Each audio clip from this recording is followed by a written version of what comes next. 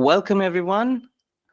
My name is Sagnik, and I will be your moderator today.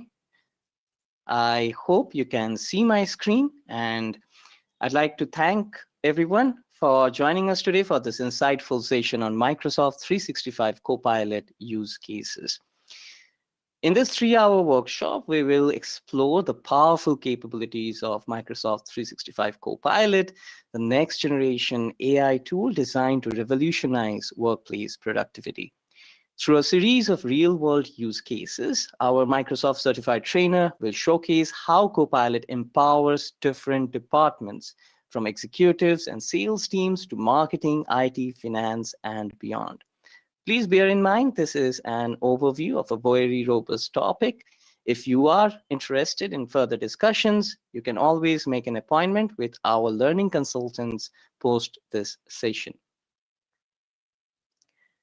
Presenting today's topic is Robert Hales. He is a Microsoft certified trainer with over 10 years of experience, and he has been a dedicated software professional in his career. He specializes in delivering hands-on technical solutions with demonstrated results in designing and implementing secure, reliable, scalable, fault-tolerant, and mission-critical enterprise applications for a variety of clients.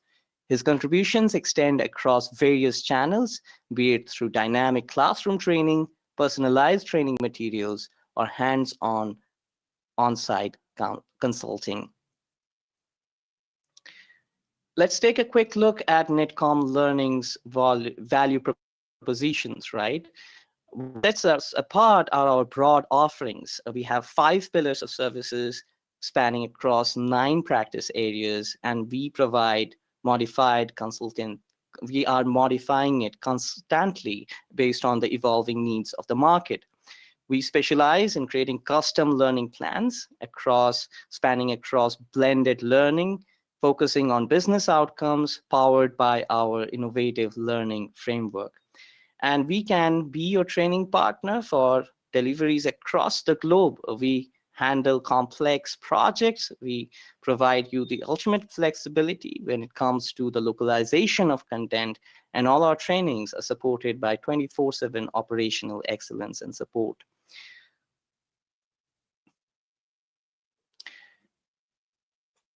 We all are aware about the Microsoft solution areas. In the age of Copilot, it is touching across every single bucket, be it infrastructure, digital and app innovation. We are aware about the GitHub Copilot that is really gaining traction, and even across data and AI, modern work, business applications, and security. There is a Copilot for every solution within the Microsoft ecosystem, and today's topic will be focused on the modern work solution area.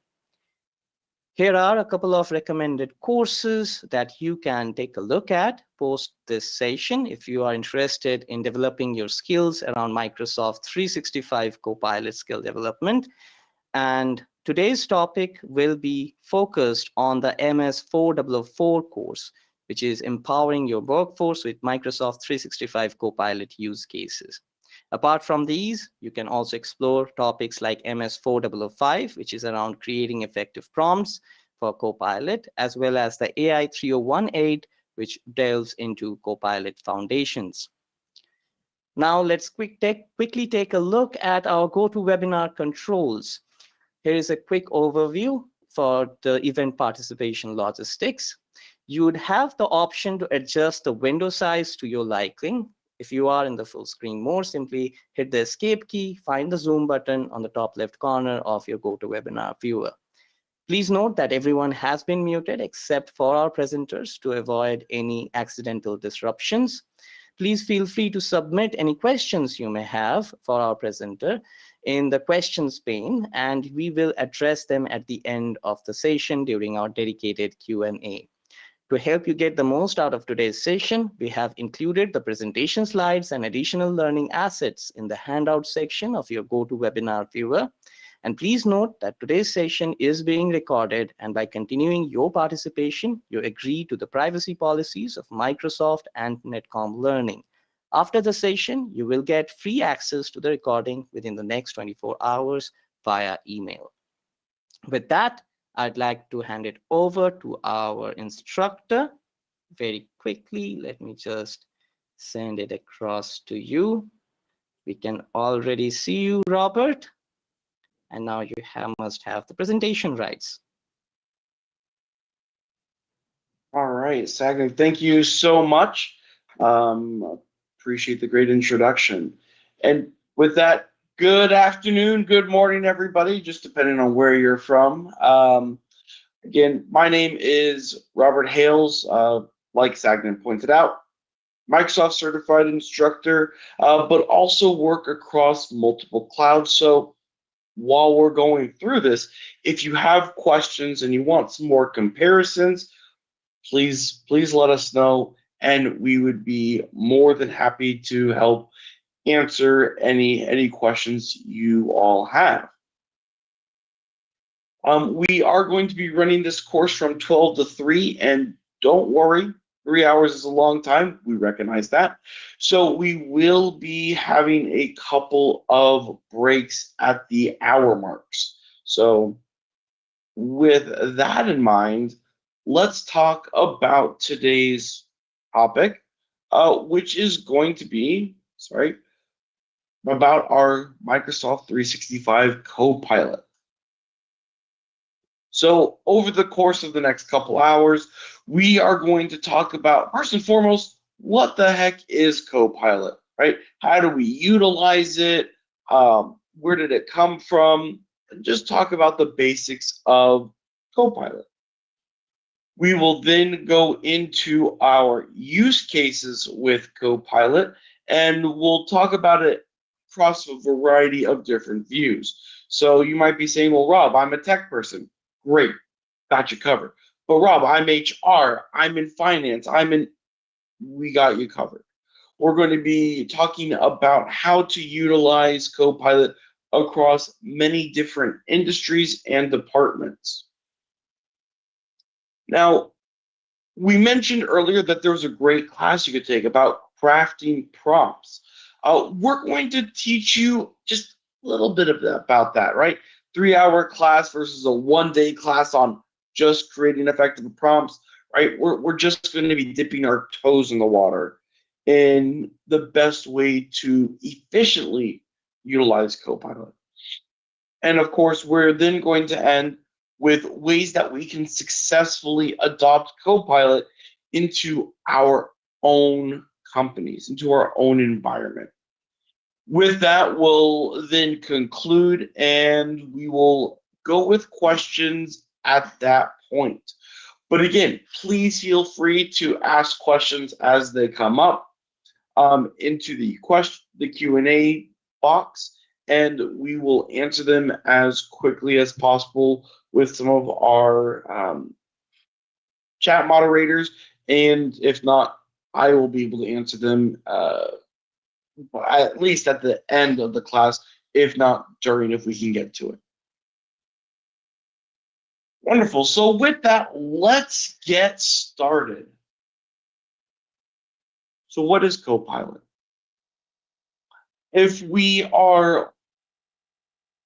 So I'm hoping that we've heard of Copilot once or twice, but Copilot basically is, there we go. It is a way that we can utilize this generative AI. And so you might say, okay, well, Rob, what makes this different? What makes Copilot different than ChatGPT, Hugging Face, Gemini, or Cloud, or any of these other great Gen AI models out there? Well, the secret is Copilot is more than just generative AI.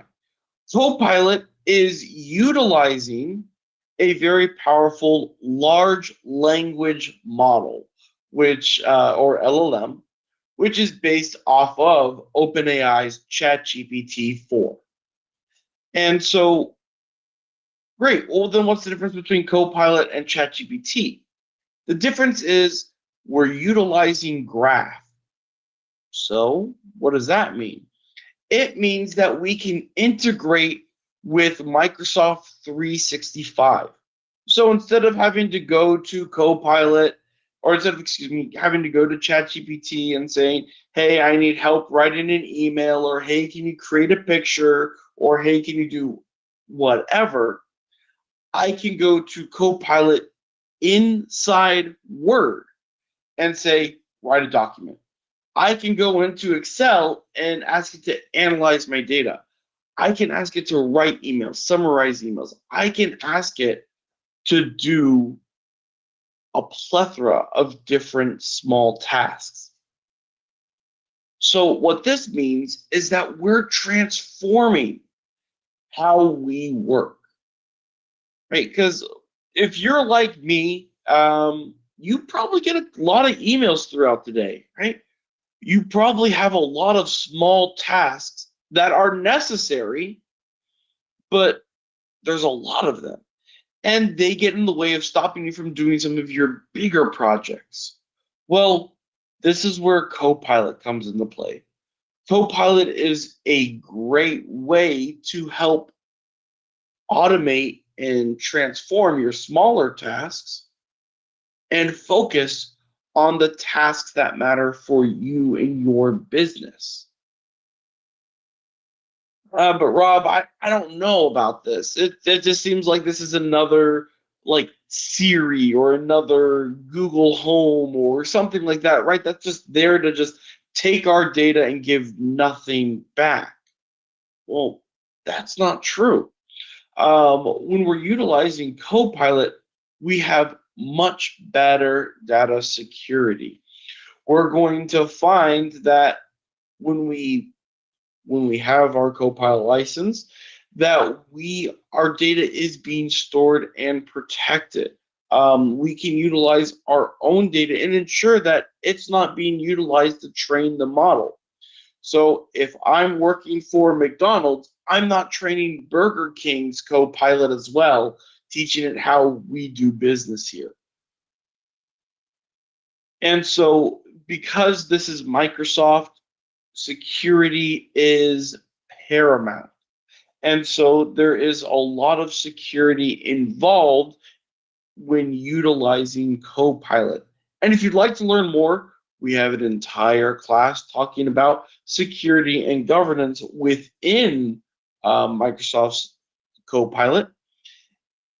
But it suffices us to know right now that we have a lot of security in place. So with that, how do I get Copilot? Well, there's a couple of things that first need to happen. First and foremost, you need to have a base license, right? So if you have like an E3, E5 type of license, that's a great place to begin. And those are the enterprise level or business level licensing. That's great. So once you have that base license, you also need to ensure that you do have an Entra ID based account. What is that? That used to be known as the Azure Active Directory. Whenever you have a tenant based in Microsoft 365, you're utilizing Microsoft Entra to be able to hold on to your logins for authentication purposes. Now, where are we storing this? We're utilizing, this is Microsoft, right? So we're sticking with an environment. So we're storing the data that you want to utilize within Copilot in OneDrive, right? And this should be pretty familiar. This should be something we're already working with, especially if we're doing, well, if we're doing anything really seriously with Microsoft 365. And of course, with having OneDrive and wanting to have Copilot, we'll need to have the Microsoft 365 apps, Word, Excel, Outlook, Loops, Chat, etc. So it's fairly basic. Basically, all this says here is you need to have Microsoft 365 and have those apps installed. If you have that, great. Copilot is there ready for you. All right, fantastic. So it seems pretty easy to get. It seems relatively versatile, but let's talk a little bit more about how it works. So Copilot is built off of a large language model. And so because of that, we've taught it how to understand basic human language. So just as you all can understand me and understand nuances um, like idioms or anything like that, great. Copilot can also work with that. It can talk like we're talking. Well, it can communicate as we communicate. Excuse me. There's no talking yet, but it allows us to basically work through and work as if it was us, but automate. So how does it do that? How can a computer be able to spit out language and sentences and all this fun stuff like a human? To help with that, we have the different pieces of Microsoft 365. Number one, we have my large language model, which again is hosted by OpenAI, ChatGPT.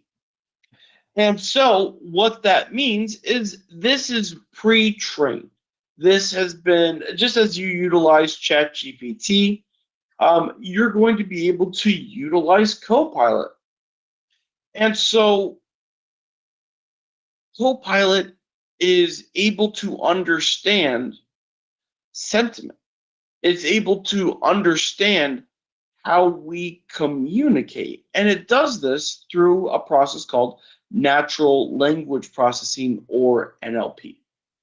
So that means when you say, I got fired today, it Copilot's response is going to be, I'm sorry. What is it sorry for? Why should it be sorry? Because it knows being fired is a bad thing. It is stressful and can hurt and can hurt us, excuse me.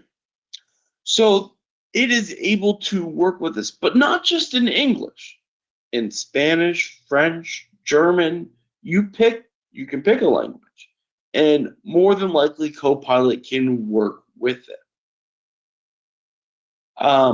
Now, so part of this natural language processing, besides being able to recognize how we're feeling, but being able to realize why we're saying what we're saying. So when you say, let's stick a pin in it, it knows, oh, well, let's pause. Let's wait a little bit. Instead of looking for a physical pin to insert into some unknown object. Now, there's also a really cool piece about working with large language models, and that is tokenization. So as we look at how Copilot works, is we're going to insert a prompt. Basically, we're going to ask Copilot to do something. So whether that's writing an email, whether that is asking for a summary, or one of the other business use cases that we'll go over a little bit later, it's going to break down that request into words and word segments that we call tokens. And from that, it's able to map the tokens and then tell us, okay, it looks like we're going in this vector. It looks like we're going and talking about XYZ subjects. So tokenization is a way for the computer to organize its thoughts and to understand your thoughts and be able to create a correlation between them. Now, great. This large language model and natural language processing are all part of ChatGPT and OpenAI. What makes Copilot unique is the integration with Microsoft 365 applications. So being able to edit and work with Word documents, being able to create our own PowerPoint slides like that, all of that is coming through Copilot. So putting them together, we now have a very powerful tool that can understand the request we're asking, but at the same time being able to do those tasks within our Microsoft environment. Now, how do we create the bridge between my Microsoft 365 apps and my large language models? That's the million-dollar question. That's where we get into our, excuse me, that's when we get into Microsoft Graph. So Graph is kind of taking the input of what's being received from Copilot, and it's looking and saying, are we working in emails? Are we working in files? Are we working in Teams? Are we working in what are we working in? And aligning it with, here's the information. Am I going to be pulling that from OneDrive, or am I going to be pulling it from the last Teams meeting we just had? Am I pulling it from an email? Am I pulling it from wherever? And so Graph is really what allows the flexibility and usability within Microsoft 365 that makes Copilot Copilot. And so as we chat and talk about, and we ask Copilot something like, hey, can you summarize my last meeting? Well, yes, it can. It'll look through the written language, it'll look through the spoken language in our Teams meeting, and look through the chat and be able to give us a summary of what happened in Teams, all because Graph is able to pull from that source. All right. So that is our first step in working with,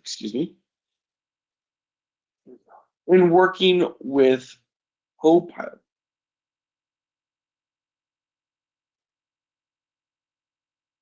So now, how do I ensure that my data is going to be kept safe? That is the million-dollar question that we all want to ask ourselves. Because if we're looking at what we would be utilizing Copilot for, we're putting in our business. There could be some sensitive information, and we need to ensure that Microsoft is going to properly utilize our data without storing it elsewhere. So to help with that, we've wanted to we've wanted to utilize and incorporate the ethics Microsoft has been utilizing for years. And that is making sure that we are creating ethical technologies. And so with Microsoft, we're able to create standards for responsible AI. We're able to ensure that we're utilizing models and training the models to be fair, that we're not creating bias towards a person or a group of people,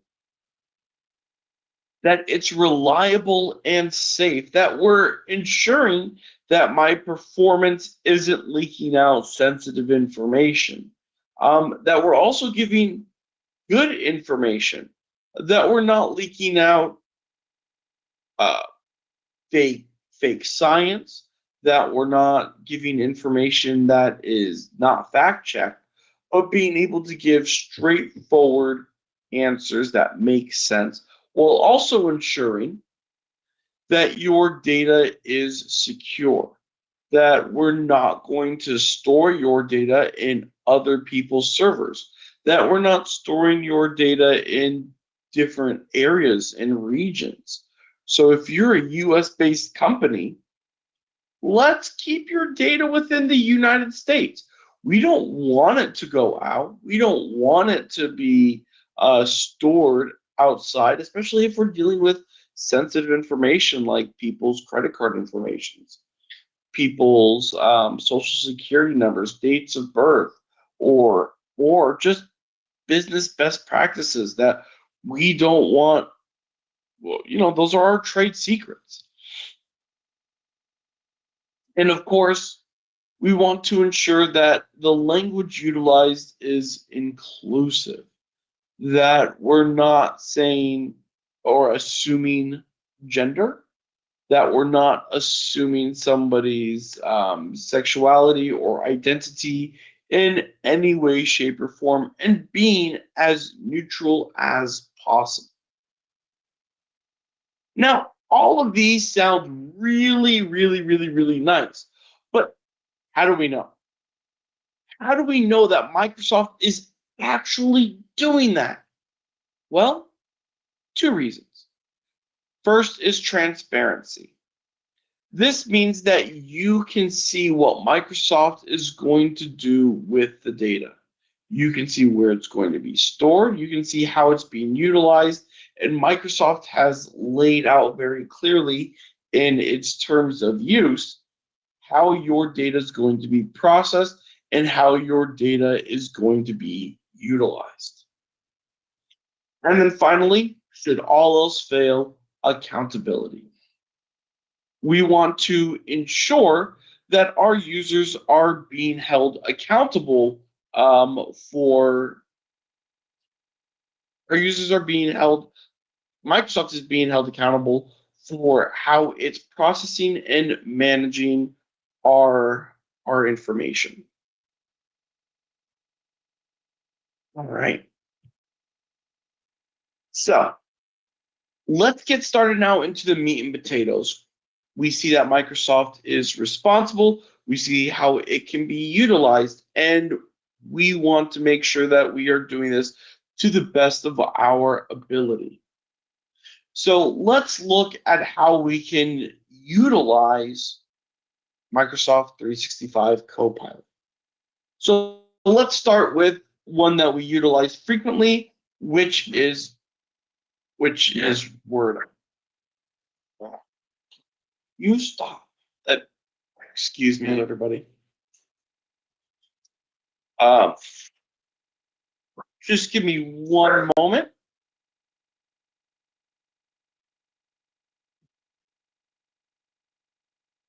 Please come in, sir.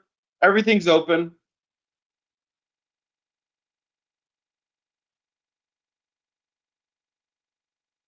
Oh, and that was not muted. I apologize about that.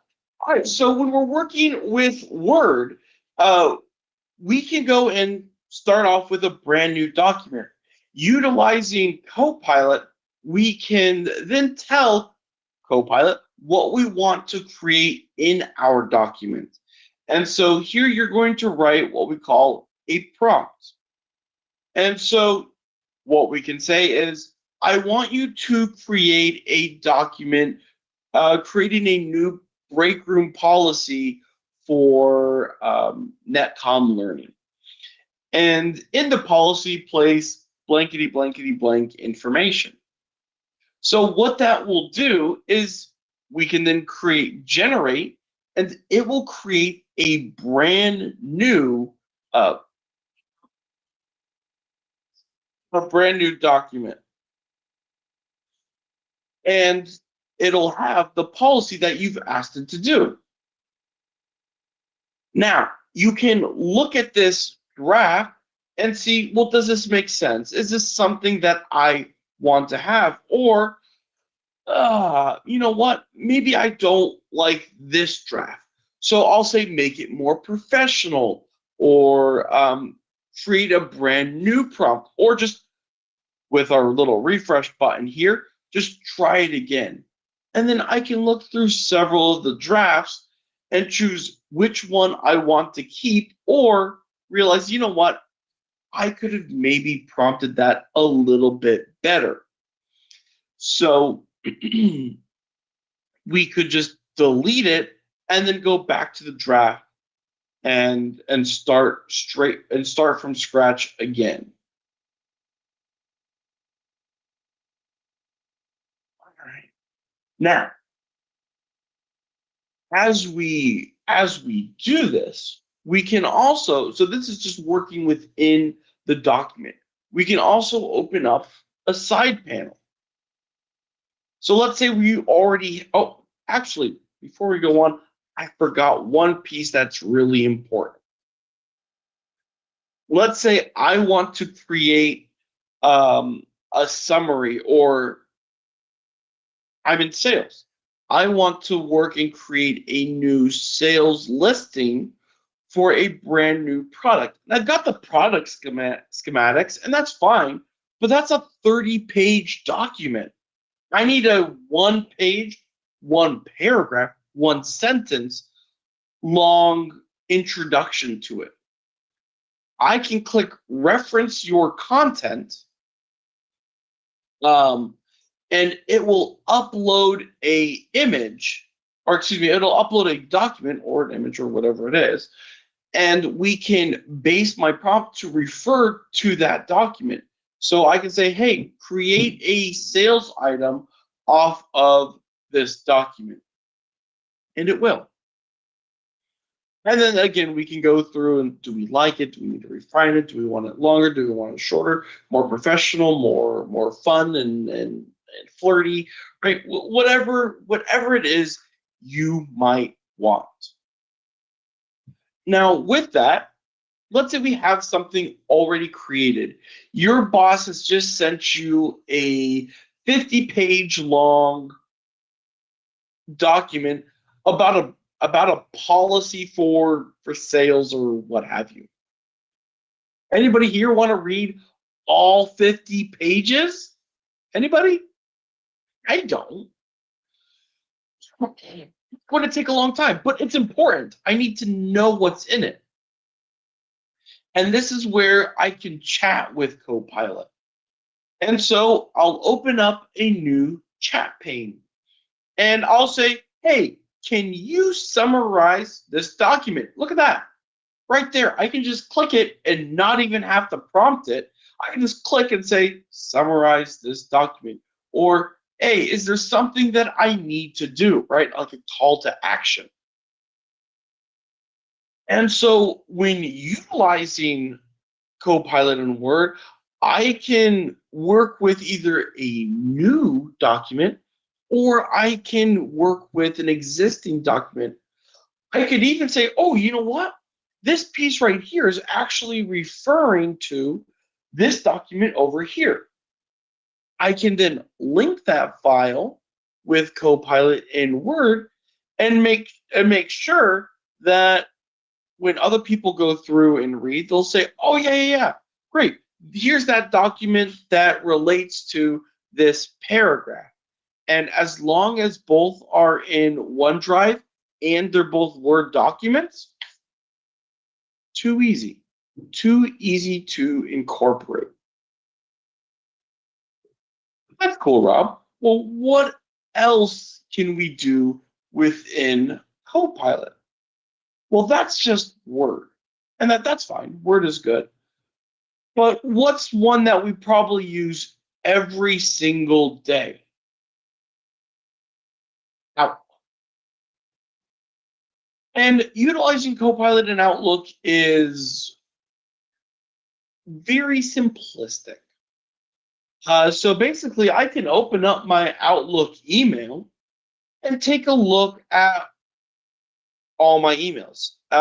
Which, duh, Rob, that's what emails do. That's true.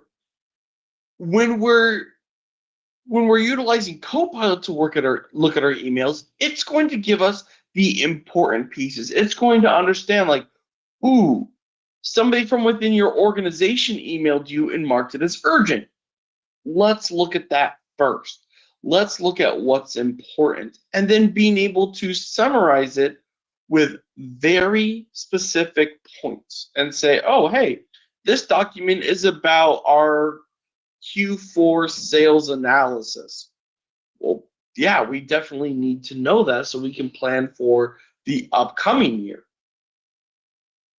And so I want to see what the attached documents are about. I can see what the email chain is about and get a summary. Even if there's those long email chains, right, between 40 different people and everybody clicks reply all, we can summarize that just in case there's a gold nugget in the sea of thanks, right, that everybody likes to respond to. Now, summarizing is really good, but being able to respond is fantastic. I'm sure if I'm like you and you're like me, there's been a period of time where you get a very important email and you're like, I have no idea what to say to this person. I know what I want to say, right? But there's a business way of saying things, and then there's the way you want to say it, and they don't always match up. And so when we're utilizing Copilot, we can make it match up. We can say we can ask Copilot, hey, can you write an email in a very professional tone and say that was the stupidest idea that I've ever seen, right? Because that's what we're thinking. That's what we want to say. But then Copilot can draft and give us a much better response. A response more like, while I appreciate your input for this project, we find that the idea given is not up to company standards. That sounds way better, way nicer than that was stupid. And Copilot is to help with this. Or if you're just like, I don't know how to respond to this email, but I need to send a quick response, it will give suggestions on how to respond based off of previous emails. And we also call this our coaching tips. So we can understand how we can write better, more than just AI doing everything for us, but help us improve. Like, well, how can I be more sensitive? How can I be more inclusive? How can I ensure that I'm making my point abundantly clear? Right? Because it is very easy to lose meaning within an email or any kind of written medium. Excuse me. So that's going to be Copilot. So we've talked about Word, or excuse me, that's Outlook. This is all Copilot. But we've talking about Word. We've talking about Outlook. So what's everyone's favorite thing? PowerPoint. Because who doesn't love a good PowerPoint presentation? We all love them, right? That's what we're doing here. I think it's on a Tuesday afternoon, right? Just watching another PowerPoint presentation. But in all honesty, we want our PowerPoints to be good. And I don't know how long it takes for you to do it, but it takes me a while to create a good looking PowerPoint. Well, what if we could just create an entire presentation from a reference file? So somebody gives you that new product information, and there's a line of products. And you need to figure out, well, how am I going to organize this? How am I going to put it out there? How am I going to design? And blah, blah, blah, blah, blah, blah, blah, blah, right? Lots of questions of how. Well, now I can say, create a trendy PowerPoint based off of this file and have it be for an hour long or 30 minutes long or whatever it might be. And it can do that. And then as you're going through the PowerPoint, you can say, ooh, I forgot to add our marketing slide to to basically say, hey, if you have any questions on any of these products, please contact blah, blah, blah, blah. Well, great. We can add an individual slide about that marketing team. So when utilizing Copilot in PowerPoint, we are saving days, hours of time in transforming even just Word documents or ideas into beautiful PowerPoints. Well, what about images? Fine, why not? We can create images. We can make sure that it's a stunningly beautiful PowerPoint instead of just a bunch of words, right, that are just pasted on a document. Because those can get pretty dry. And we want to avoid that as much as possible. And you might say, but Rob, isn't that what this presentation is? There's lots of words because it's good to see them in this case. But yes, we can create great presentations in a matter of minutes because you want to tweak them, add some animations, fun things like that. But we could take a few minutes to an hour instead of spending hours or days creating and perfecting a good PowerPoint. All right. Now, I know I've got some data analysts in here, or I've got some finance person. All right, there's 55 of us here right now. So I am very certain that we have somebody who does finance, and your favorite and best friend is Excel.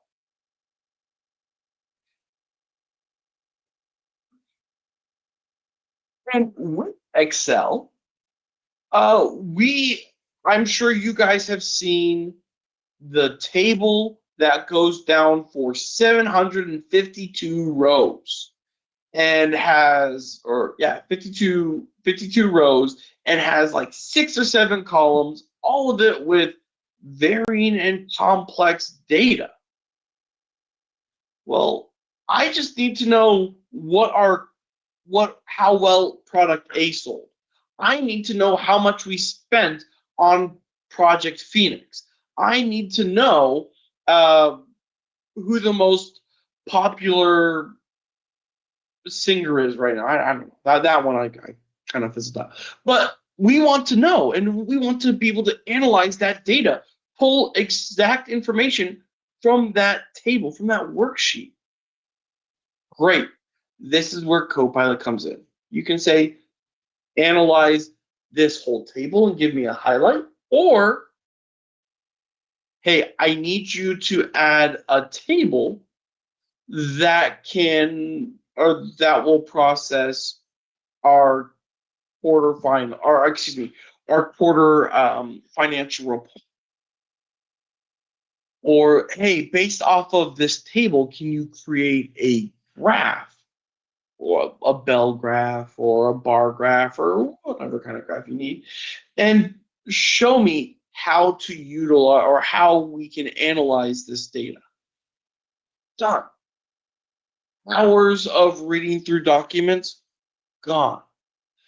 Being able to look for one thing instead of trying to control F and try to find it manually, we type in a simple prompt. And that's it. We've made our whole work life just that much easier. Right, fantastic. So we've gone to talk about how we can utilize Excel, Word, Outlook. Next up, spoiler alert, was or is Teams. So I'm sure if we're utilizing a Microsoft environment, you probably are utilizing Teams.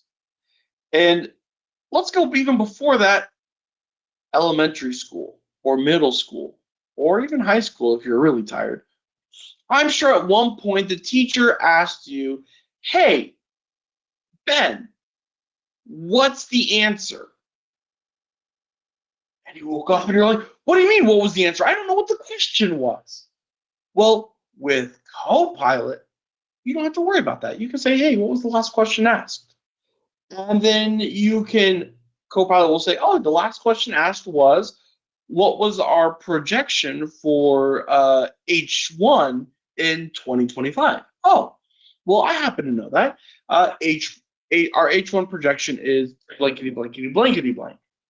Fantastic. Or you need to step out to answer a phone call, right, from a meeting. You need to step away, answer a phone call, come back. You can say, hey, recap the last 10 minutes. And it'll tell you, okay, this is what we did over the last 10 minutes. And you can say, oh, well, was there any call to action for me in that 10 minutes? Well, yes, absolutely, and give you a list.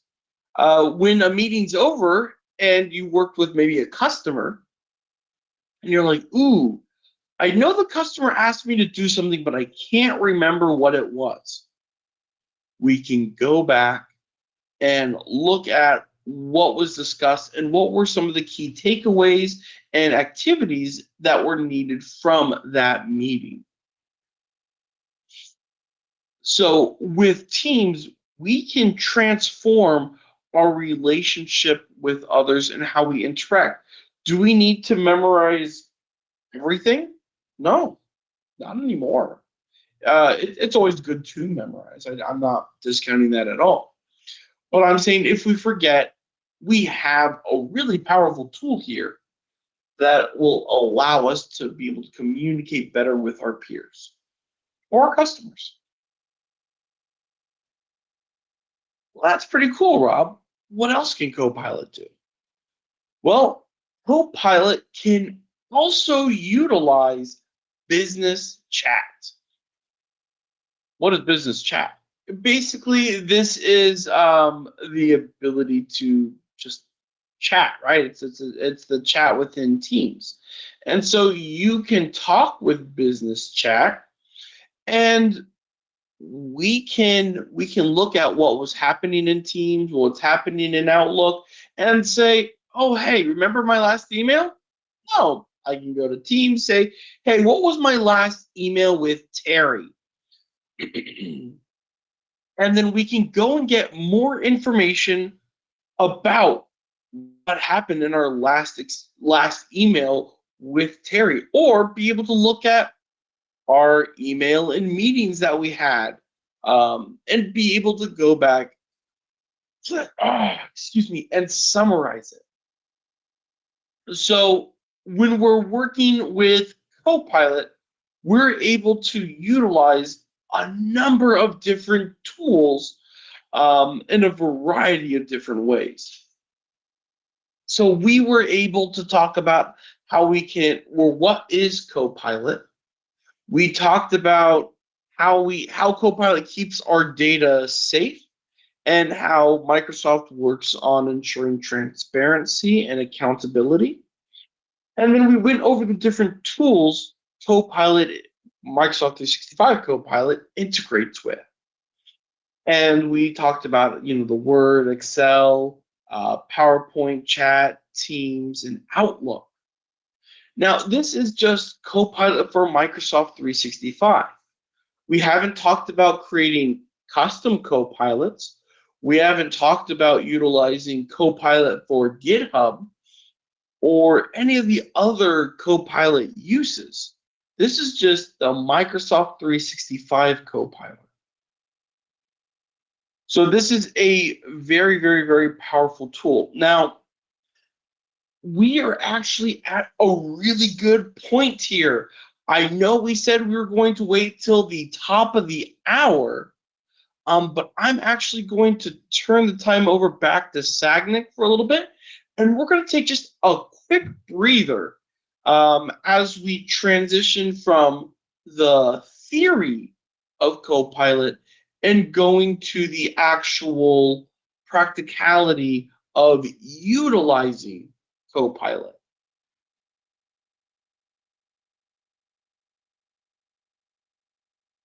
Thank you so much, Robert. We are super excited to really get our hands dirty and see some live action in the second half of the series, today's session. So, before we get into that, I'd quickly just go ahead and take our participants to some of our exclusive perks of joining us today. I hope my screen is visible. I see we have around uh, 50 participants now. So please look at the screen. You'd see a landing page, right? And you'd also see a QR on the right. Now, if you are joining us from your desktop or your PC, you can feel free to scan that QR currently visible on your screen to open this landing page up on your mobile devices. It might really help you manage the logistics of the same. But what we are going to do is we are going to get everyone their Microsoft issued achievement badges, trophies, as well as the courseware on MS4004, which is Empower Your Workforce with Microsoft 365 Copilot use cases. Now, if you look at this course, typically it retails for around $675. But what we are doing today is, as we proceed with the rest of the session, we are going to dive into all of these use cases. You're basically going to get an express version of their entire one day's content into the next 120 odd minutes, right? You're going to go use case by use case, department by department, and Robert is going to demonstrate how it all makes sense, how it's great to have the tool, but how do you really make in cash on the ROI? How do you really put it into use in real world scenarios and use cases? So that's what we are going to be diving in. But to complement that, there are entire Microsoft coursewares that are available, and you get digital achievement trophies and badges issued by Microsoft to celebrate your learning accomplishments. So we proceed with this exercise. So for that, I'd like to request everyone, please quickly open up this link. The link should be available on your GoToWebinar chat. Also, parallelly, you can just quickly go ahead, take out your phones, scan this QR if you're joining this session from your desktop or your laptop, so we can parallelly proceed and get the redemption done. It's a very simple process. It's barely going to take us 2 to 3 minutes tops, and we are going to activate our courseware as well as the badges from this session. And that's not the end.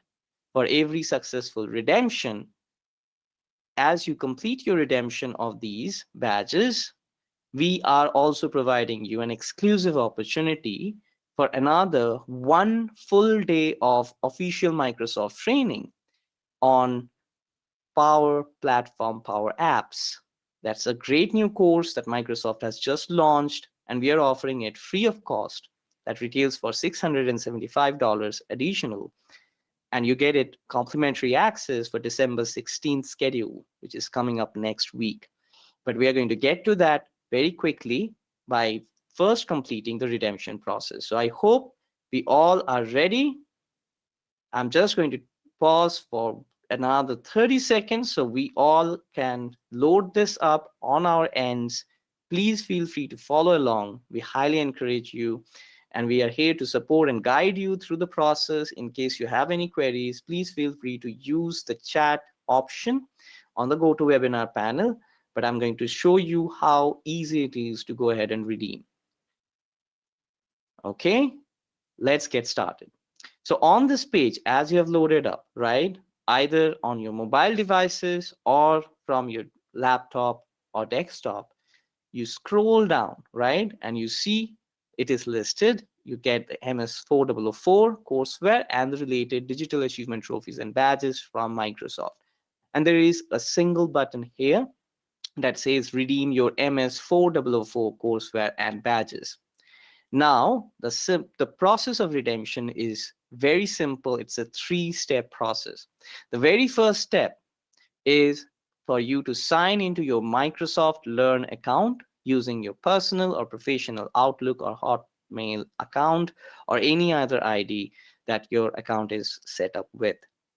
If you're already signed in, as you click on this button, right, on here, or even this Get Started button, you're going to be straight away redirected to Microsoft Learn. And if you're already signed in, it's going to automatically show you the step 2, right, which is a redemption prompt.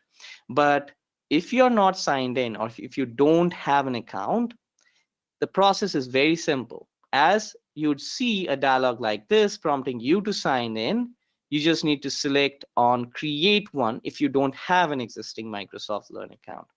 As you click on create one option, it's going to take another 1 or 2 minutes for you to quickly set up your Microsoft account. You can use your existing email IDs, or you can create a brand new one if you choose to do so.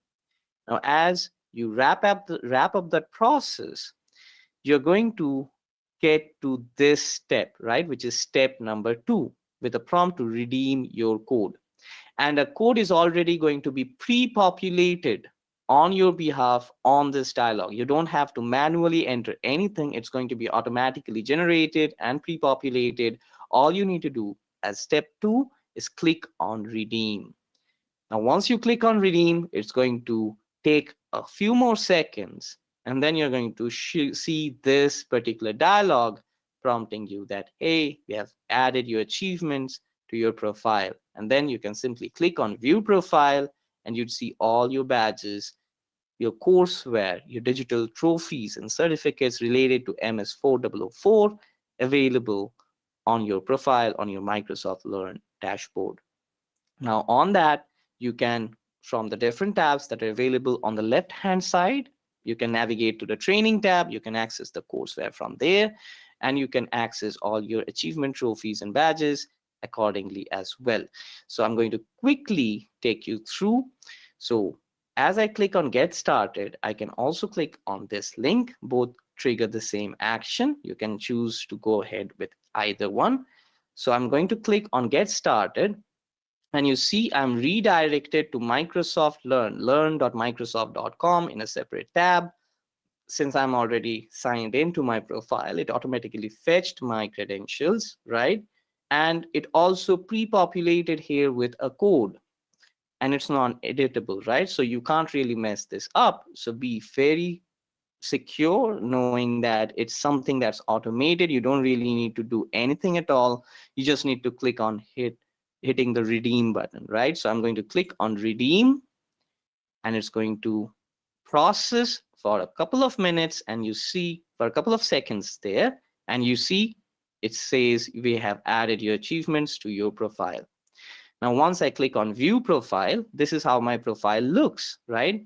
Of course, I do have a couple of other badges and trophies because I have been going on exploring different Microsoft courses, participating in different trainings, but you can see all of your badges on Copilot populated here. Empower your workforce with Copilot for Microsoft 365, challenge use case, operations use case, HR use case, finance use case, marketing use case, IT use case, sales and executives, right? So these are all the use cases that we'll be covering very shortly as we resume the session. But all of the content and the related badges have been assigned to you because of your participation in today's session.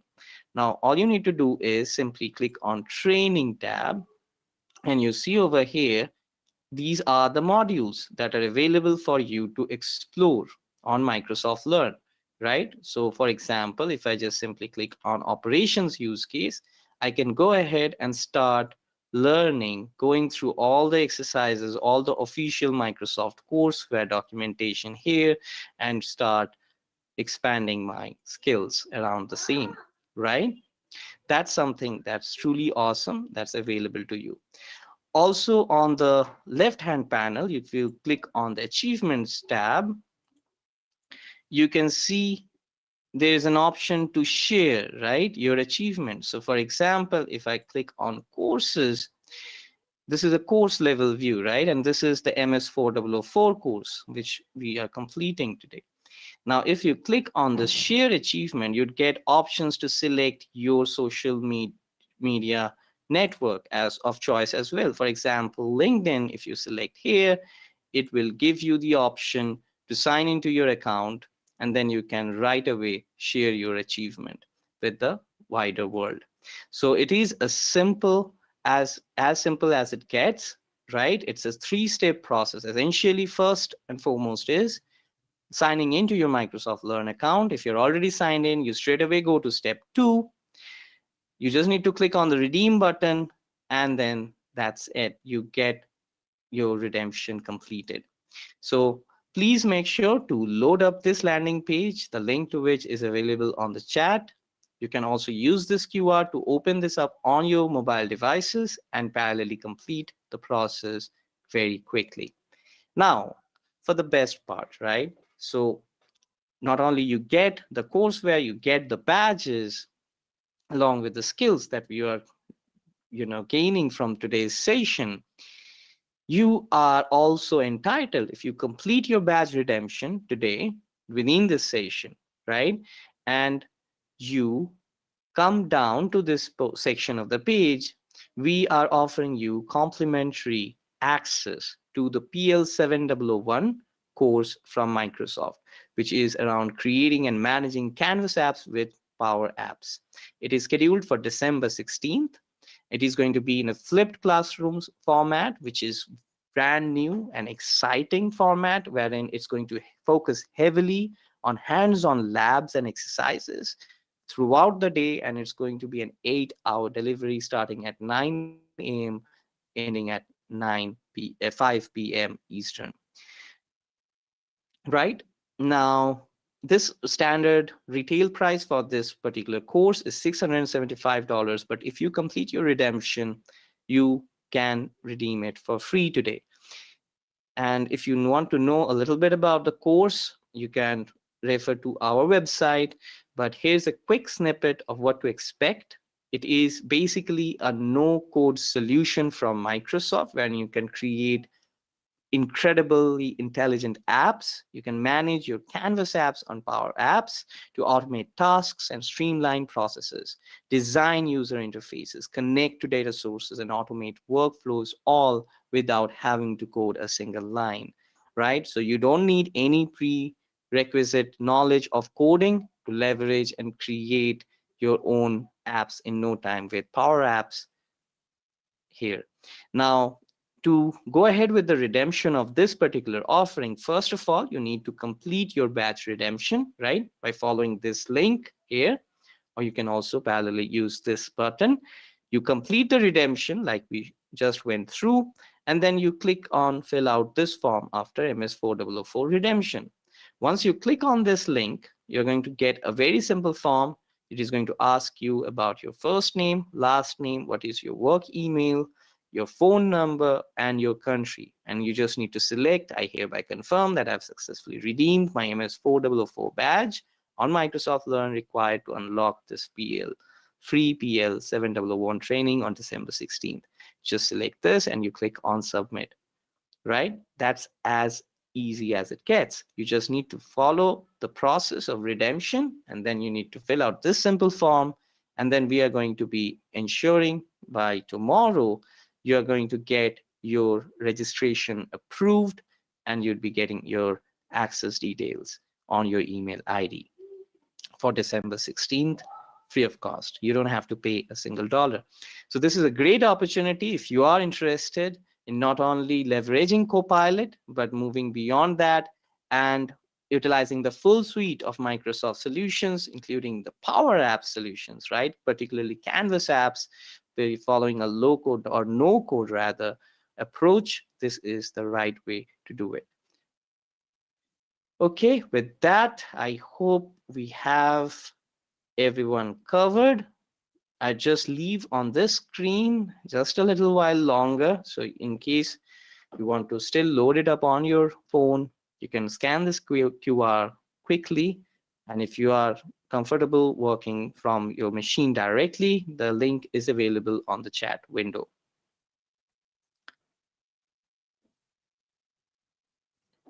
We'd be waiting for 1 or 2 more minutes, and then we can go ahead and resume the session.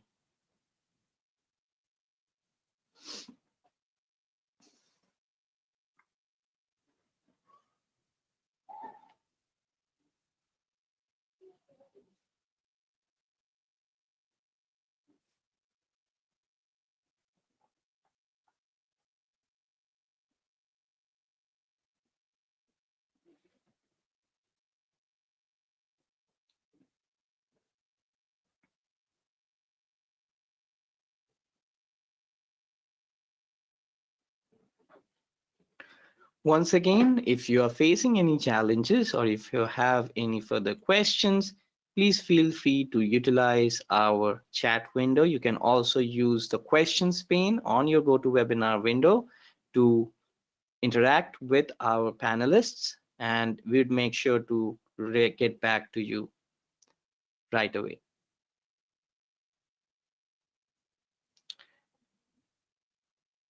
After this short break, we are going to be resuming with the individual use cases, department by department, as part of the MS 4004 courseware.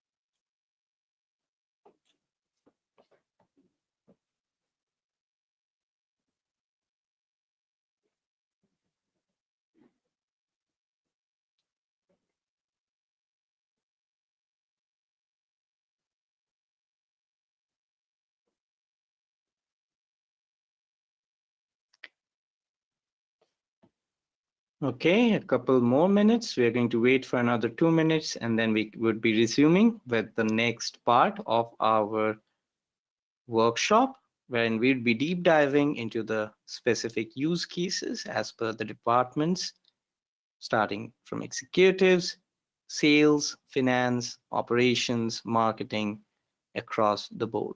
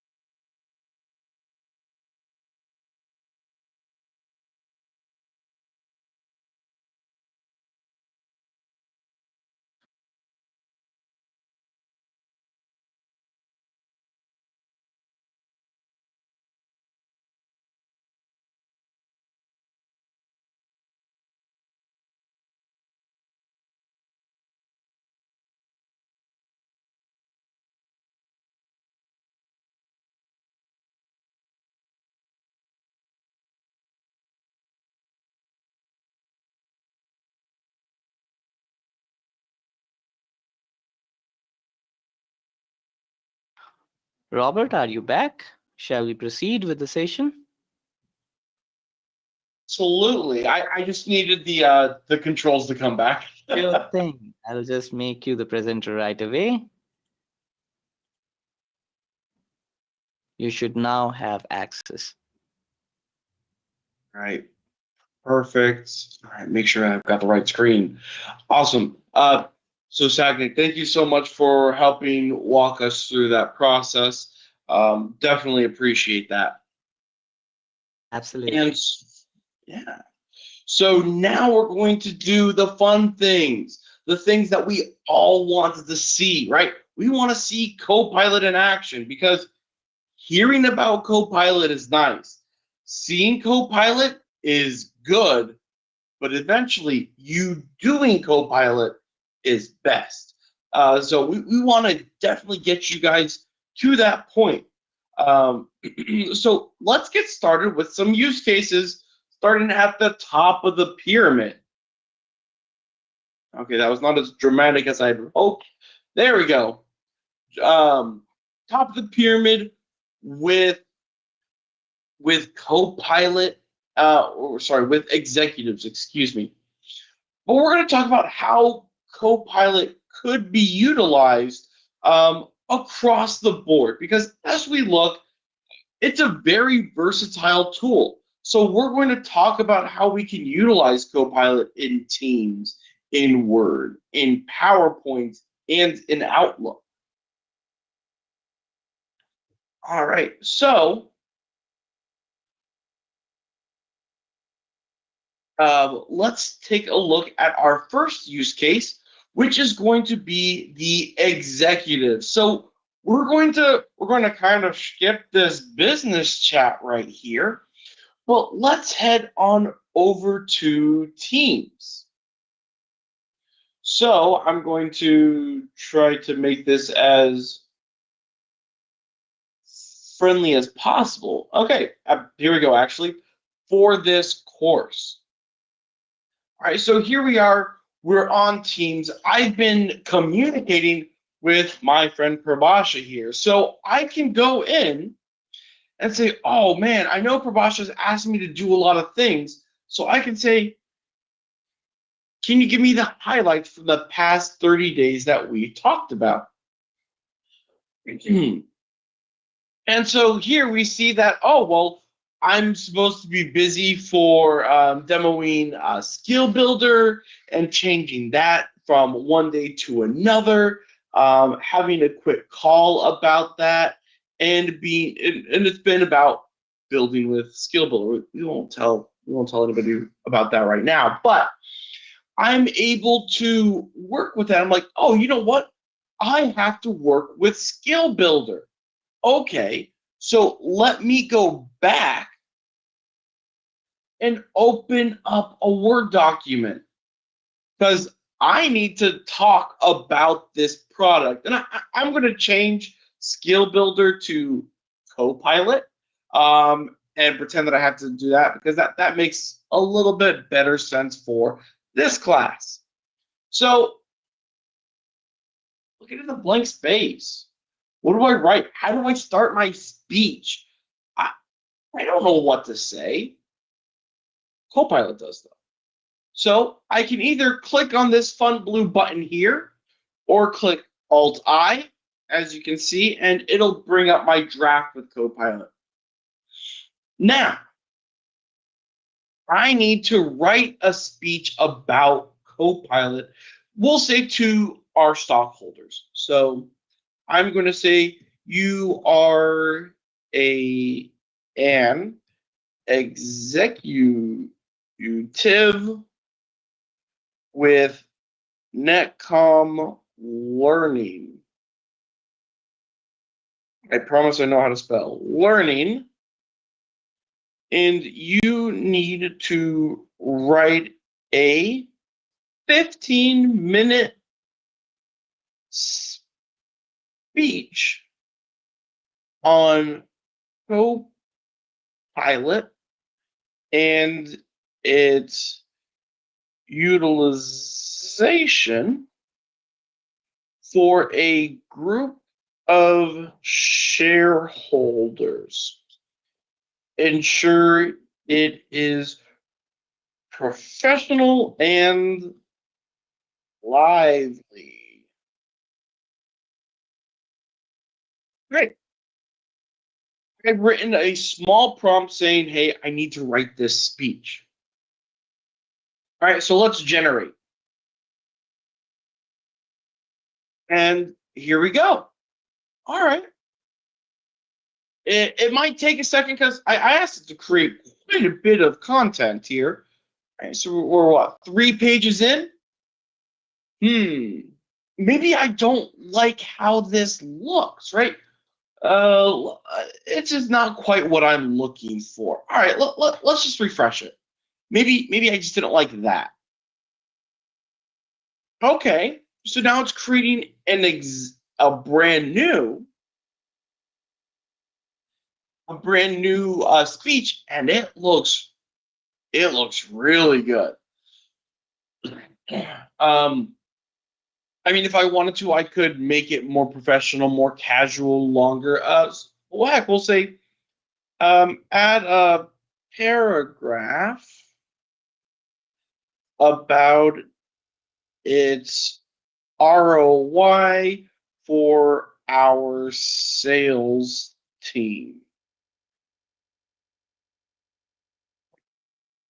And there we go. It's now going to go back and it's pretty much creating the same thing again.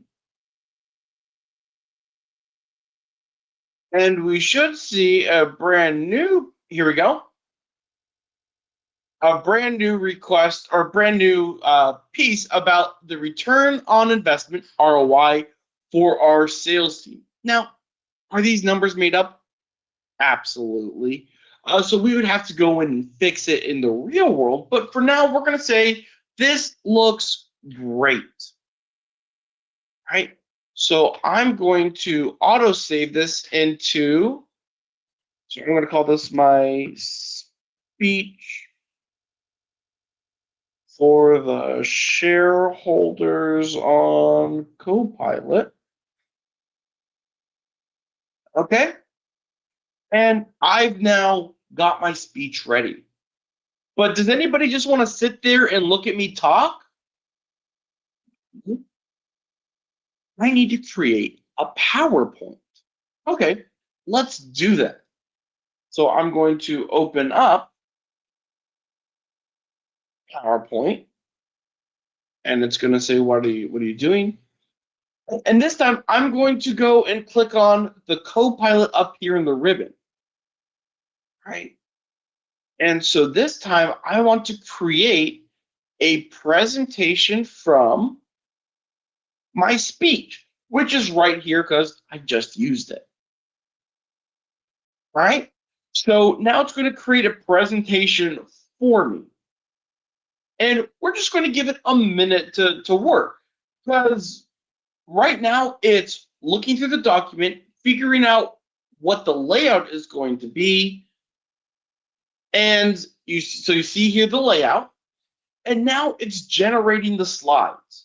And it's adding speaker notes, which is really helpful for me because I want to know kind of what I want to talk on with these PowerPoints. And what's it been? Maybe 2 minutes, maybe 3 by the time we're done with this. We'll say 2 to 3 minutes, and we've gone from being told we have to present to having a speech and having a whole PowerPoint presentation.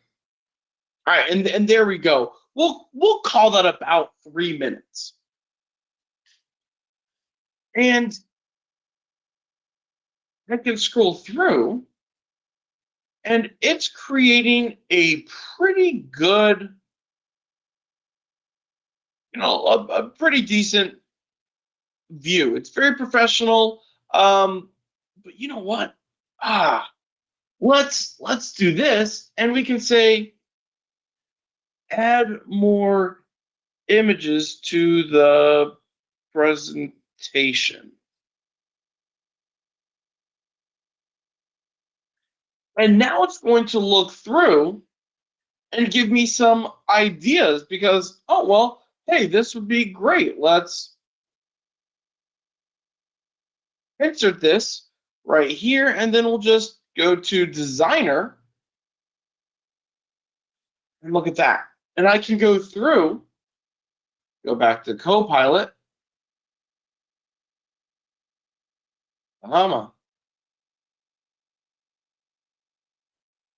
making me look bad in front of my friends. All right. We can go through and say, and add the pictures that are here and then go back to designer and continually just add more images to make this a little bit more appealing, right? Because this is kind of boring, but if we can add pictures or charts using designer, fantastic. Like, look at that. That looks way better than before. And this is just me kind of clicking haphazardly with just a little bit more effort, right? I can create a great presentation and polish my speech, and bam, this might take me part of an afternoon, but it won't take the hours upon hours that doing all this from scratch would have taken to type all of this. Heck, just to type all of this would have been a nightmare and a half. All right, so let's exit out of this bad boy. We're going to minimize here, and I do want to bring out a new document because we'll be utilizing these a little bit later. So we got to see how we can utilize it as an executive. Very cool, very exciting. So let's move on to our next example, sales. All right, so I am now going to be a sales professional. I'm no longer an executive. I've moved down the chain, which is fine. This is more exciting. So now we're going to create a market research report. We're going to create and customize a sales presentation. And then we want to summarize our emails and chats for a specific project and talk about comparing different agreements. All right, so this one we're going to skip just a little bit because don't have a lot in loop, and that would actually access sensitive information. So we're going to skip over that for privacy's sake, and thank you for your understanding in doing so. And we're now going to go to PowerPoint, and we're going to create a sales presentation. So let's bring up our handy dandy PowerPoint once more. And we're going to go to Copilot, and instead of linking this time a file, this time we're going to say create a sales presentation on our MS 4004 class and ensure there are lots of images and detailed speaker notes. So I realized last time we didn't really look at the notes. Right. So in case you're wondering what the MS4004 is, it's this class. Just a fancy Microsoft name that they give this class. All right. But notice I haven't pulled it, but it'll know. It'll know, and it'll create, like you'll see here in a minute, it'll create a brand new presentation on the MS4004. All right. And notice this time, lots of images. And we can look at, nope, there we go, with some speaker notes included as well that transition. All right. It did not know what the MS4004 class is. That's okay. What we will fix, we can fix that. We can say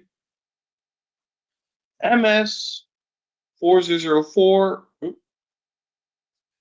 class is about Copilot. Please adjust presentation. And you might, yes, you can. Okay. So here we'll do this. We'll just recopy and repaste it in here. And we'll say on our MS4004 class about Copilot, Copilot use cases. And there we go. We'll fix this. And no, thanks. We do not want to. Oh, wait. Dang it. Read that wrong. That was my fault. There we go.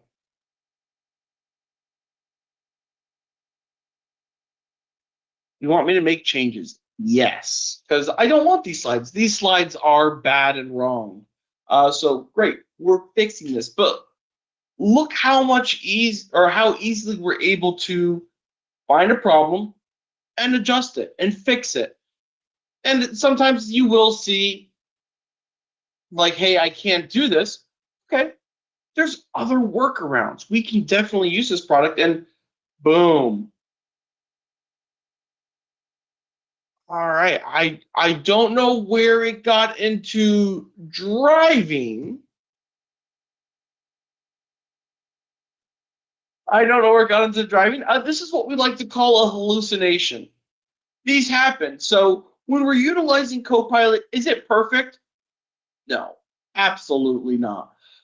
So we definitely do want to make some changes. But you see here, either which way, we can look through and see, oh, okay, cool. It added speaker notes, it added images, and it's created a very powerful presentation that is based on as if we were selling a car with this MS4004.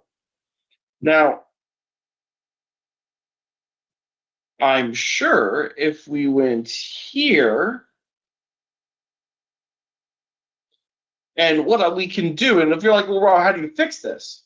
So here I've gone into our netcom class. I guess this is by netcom. All right, I'm going to copy the link, and then we're going to add the link, and then we're going to add this here, and we'll say detailed in the link below.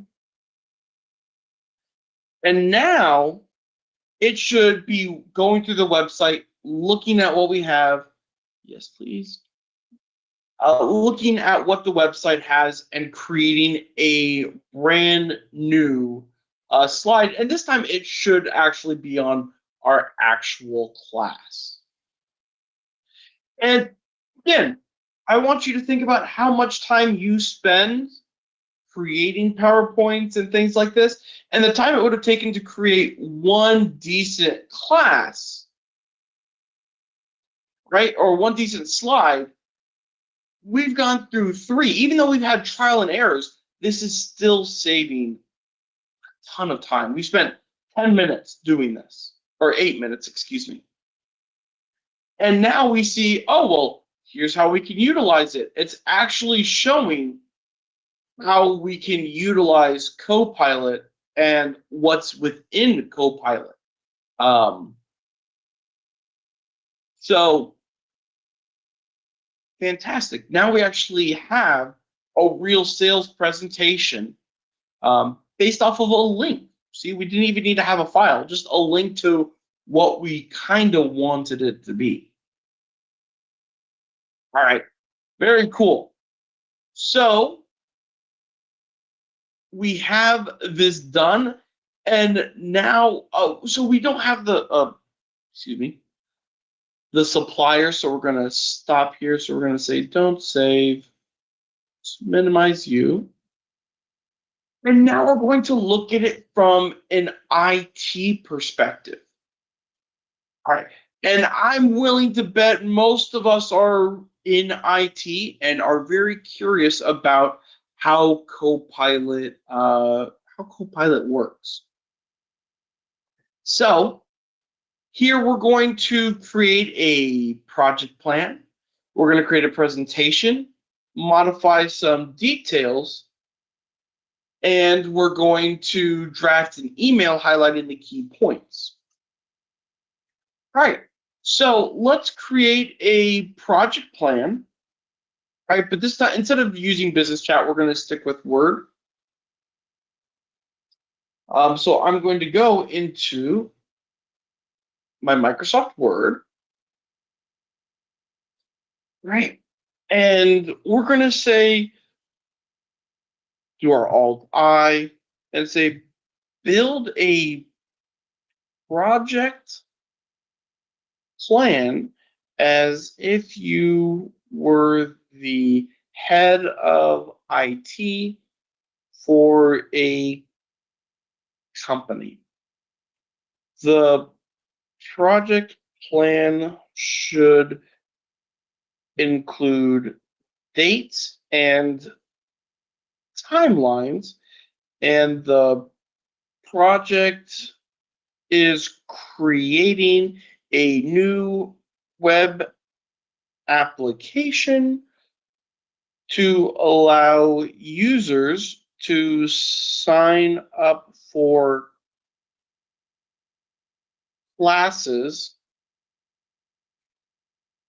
and have this app run serverlessly on Azure. Right. We built the outline of kind of the technical project that we're looking for, and we're going to generate.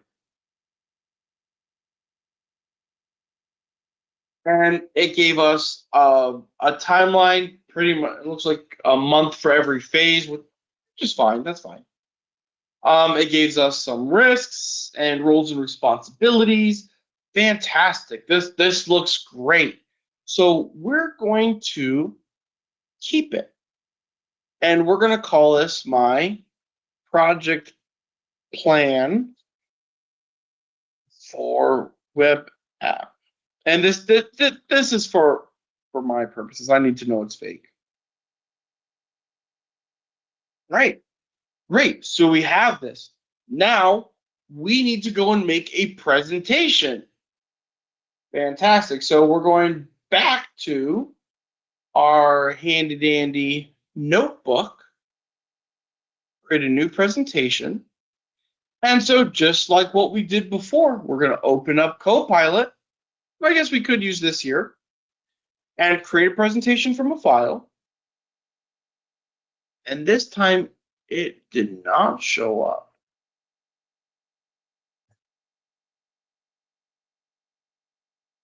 I know why it didn't show up. It didn't show up because we saved it in the wrong place.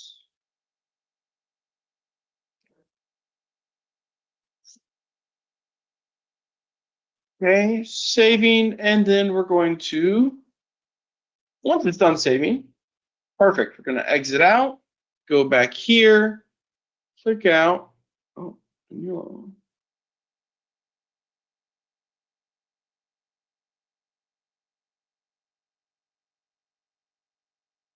We're going to try that again so that way it knows what we were working with. Oh, bummer.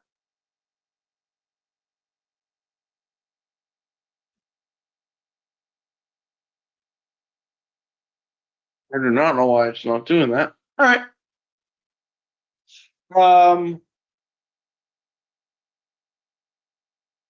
Project plan. Hopefully that'll come up here in a little bit.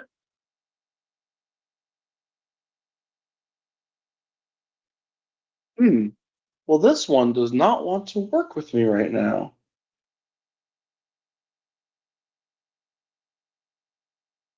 Interesting. Okay. All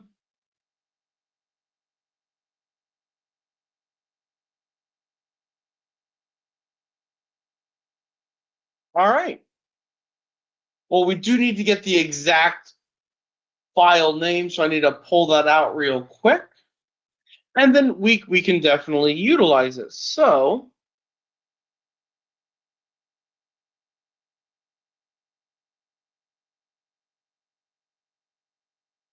Come on.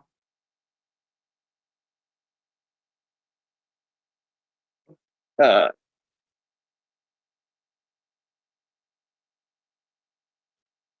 project plan for web app bake.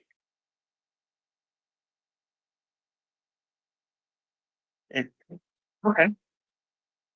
Like I mentioned, definitely not the most perfect of things. So I will have to figure out why that isn't working. But we've seen that we can do this, and I apologize that this isn't working right now. Just the beauty of demos.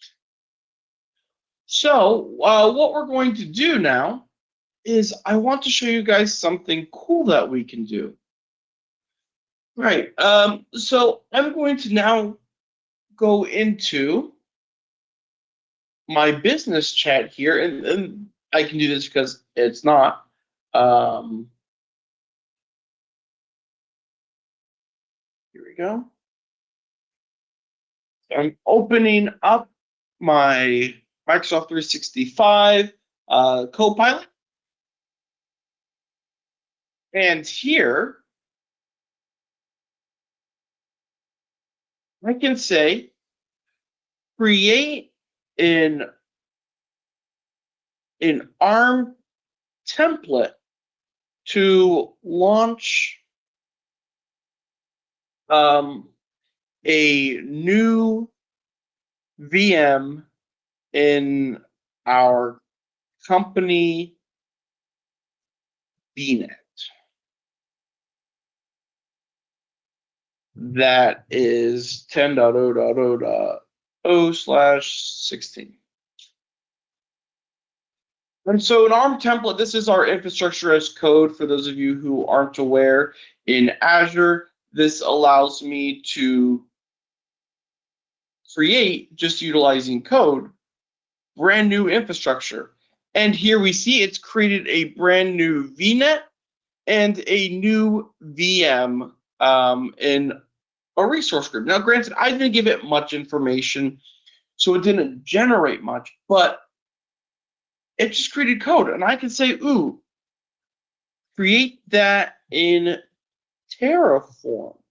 Because, oops, I forgot, we don't like to use ARM templates. We prefer Terraform. And there we go. So now it's building it in Azure. And we can see that it's building a resource group, a subnet, and all the pieces I need, including my username and all that for an Ubuntu server, right? Using a DS1v2. Great. It's created now a Terraform template of the machine I wanted. Well, that's pretty nifty. All right, so great. Now I can take this and send it off in an email and say, okay, email, let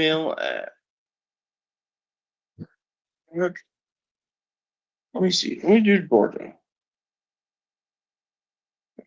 Okay, so I can say email Georgia about this Terraform template. And so now it found who I wanted to talk to, and it says, great, it wrote that. And if it looks good, I can say, it says, would you like me to send this email for you? I can say yes. All right. Sometimes it doesn't like me, but I can copy that either which way. Open up my Outlook. The joys of having 4 screens is finding where things pop up. I can create a brand new email, and this time I think I'm going to send it to Sagnick because he's here and understands what I'm sending. And I can say, okay, here's for our project plan. And just like that, right? I've taken code that we wrote in our Copilot based off of a business plan and sent it in an email in a matter of minutes, right? So again, very, very, very powerful tool. Now, if I wanted to, I could also just create a new email, and I'm going to send this back over to Sagnick. And I can ask it an email to say, hey, check, write an email asking him to check the Terraform template I just sent, but make it super duper formal.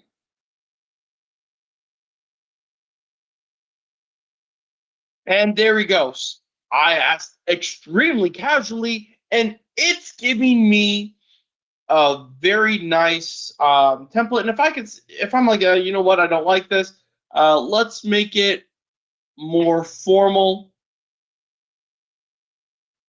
And you see, it gets more formal, better language, more detailed language. And I'll say, great, keep it, and then send it. Yes, I'm well aware that it is AI. So again, that's part of the responsibility that we talked about earlier. It won't just let you send and not look, right? Because who knows? That email could have said some crazy stuff. And I'm grateful Sagnick's here, and he's going to be upset that I sent 2 emails. But he's generally a pretty good champ, so hopefully he'll forgive me for that. All right, great. So that's my IT side. But Robert, I'm not in IT. Well, let's take a look at marketing. All right. So now in marketing, I want to be able to look at some sales trends and see if there's any new opportunities.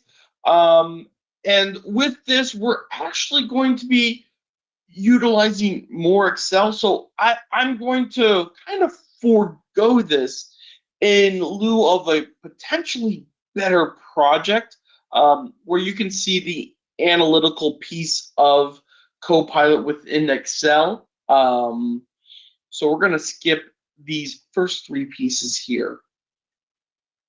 All right, so I'm going to open up my Excel sheet where I have lots of information. And you might say, well, Rob, what kind of information can you share? I have information about every single superhero. Boom. Look at that. Nick Fury, Maverick, Loki. What was that really? The Kool-Aid Man? The Kool-Aid Man, right? I've got Goliath, Ghost Rider, Elastigirl, everybody.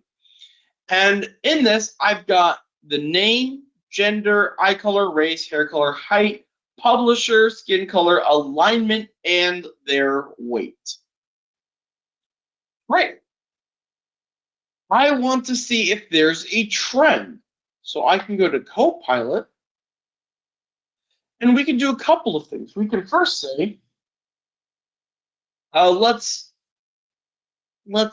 ask for what's the average height of the males. And it's going to look through all 375 or 735, 735 rows and look for all the males and then calculate it. Right? And so the average height is 107, and then compare that to the female's height. Excuse me. Hmm.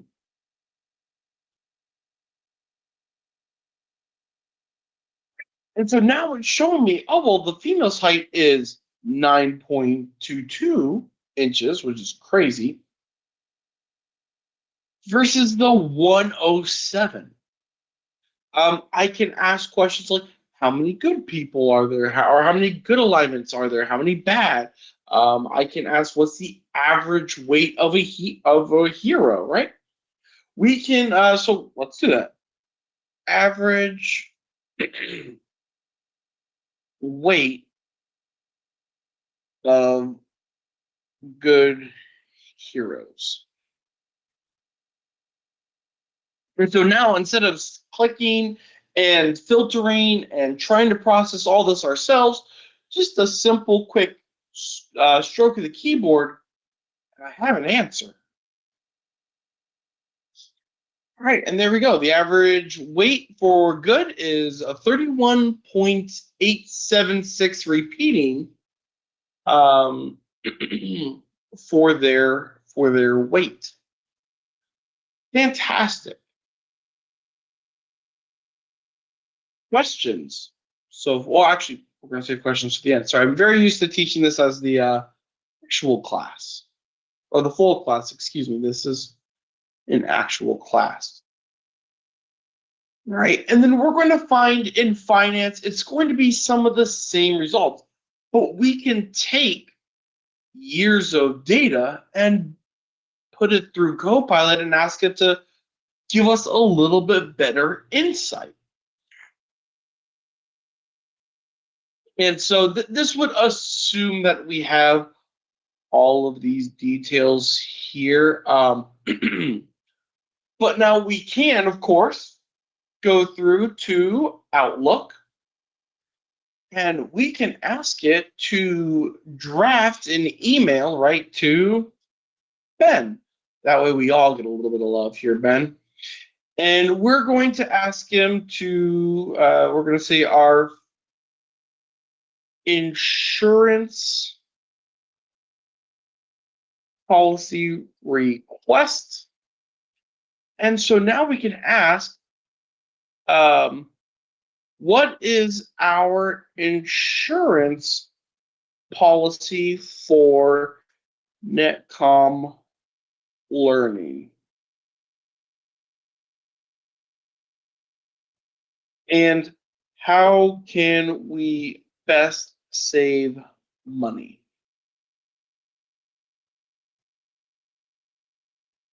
And now it's going to take this email idea that I sent and it's going to make it look way better. What I wrote, very informal, not something that I would really want to send, especially if this was going to like my CFO or to another company or organization. And so I can look and say, okay, great. This looks good. We'll keep it. Make sure, yep, that looks fantastic. And boom, we can send it over to him. And then, of course, we can, if we receive the response, we can take it and open it in Copilot and get a good analysis of what that looks like. Because we can even go and say, well, I'm not sure I want to read all this information, and do a quick summary. And it'll tell us, okay, this is what's happened.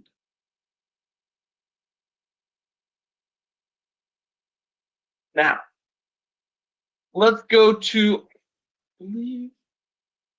yeah, our next to last, or the last one we'll do before break is our HR.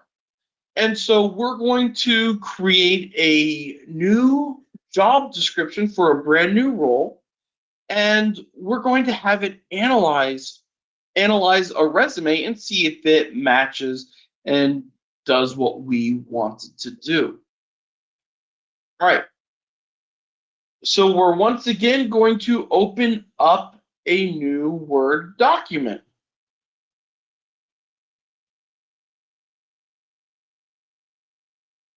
Right? And so we're going to create a brand new role. Right. So create a job description for a principal SME where they will be in charge of training in AWS, Google, and Microsoft.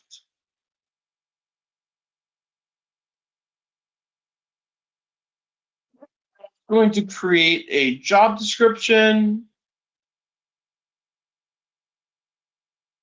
and it's got some pretty good ideas. I don't like it. It seems too long, so I'm going to say make it shorter. And I'm going to click enter. There we go.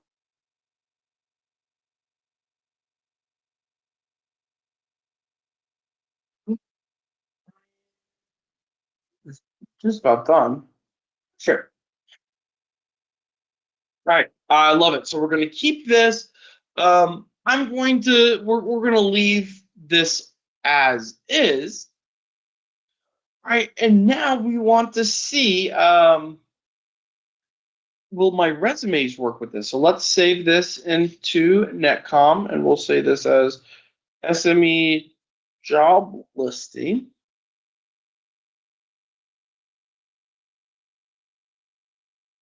Right. And we're going to pull up our resume. I've just got to get my computer to work with me. Oh, no, I'm not binging a resume. I'd like to pull up the document called resume. All right, now please excuse, this is a very old document. Right, and so now what we want to do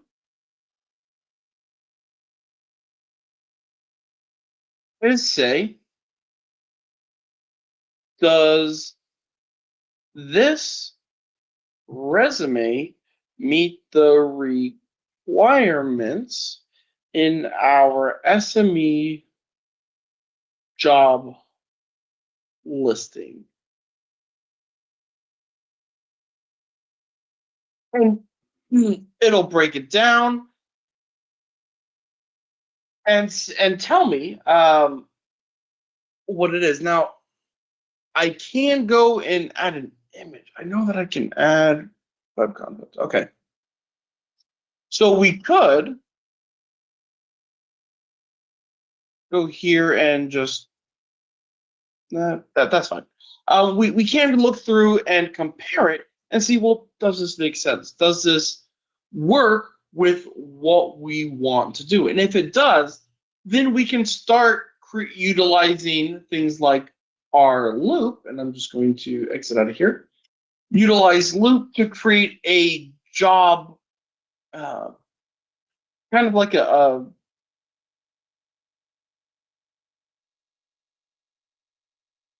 won't say a job listing, but basically create ideas for how to get this hiring process done, a job process, there we go, in loop. And then as we like it, then we can go back into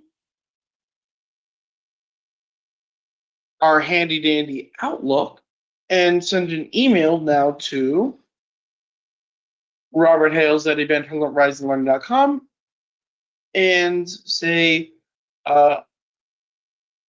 offer Robert the principal SME job for Netcom Learning, making 120,000 a year.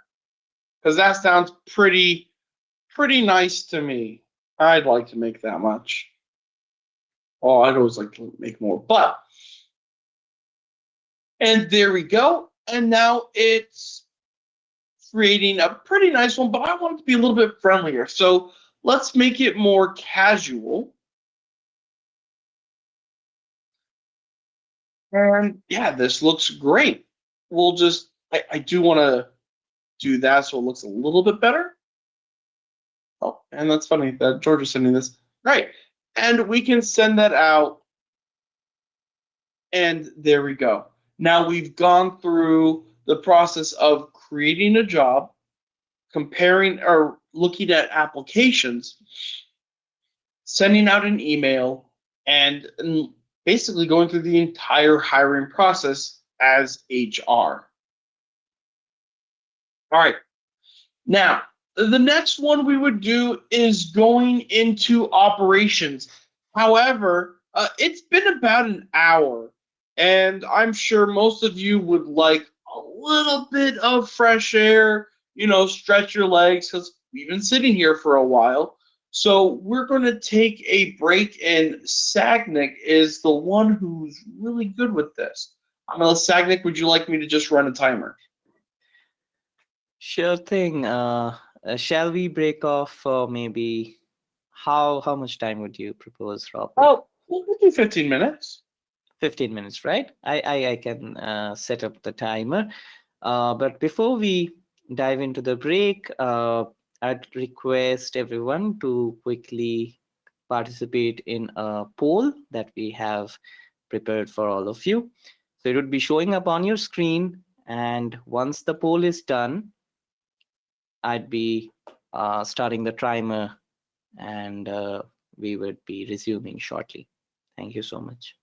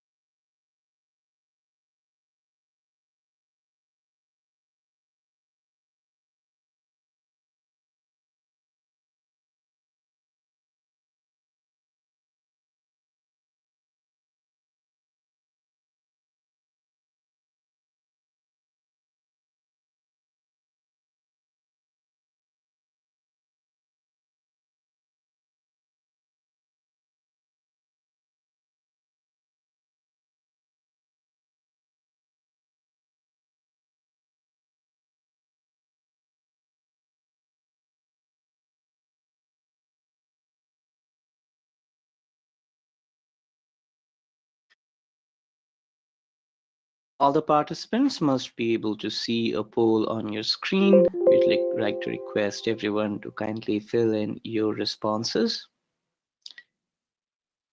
It not only helps us to make these sessions better, but also serve you in your skilling journey.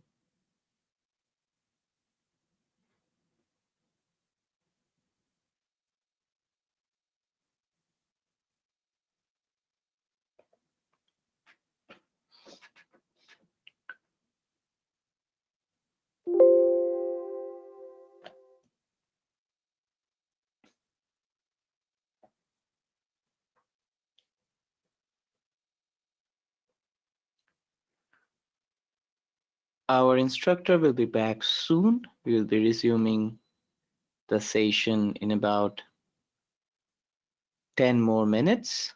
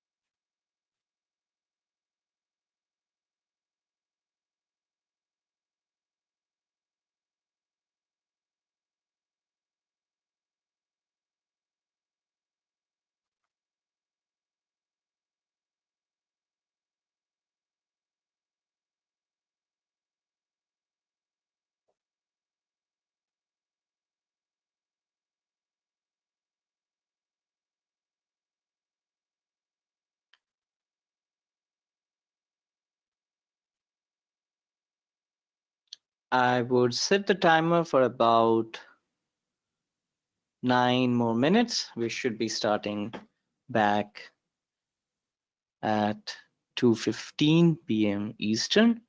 In the meanwhile, if you didn't get a chance to redeem your badges for and the courseware for MS 4004, which is Empower Your Workforce with Microsoft 365 Copilot use cases, please feel free to complete the redemption right now within this break time. The QR is visible on your screen for this landing page if you wish to open this up on your mobile devices and complete the redemption from there.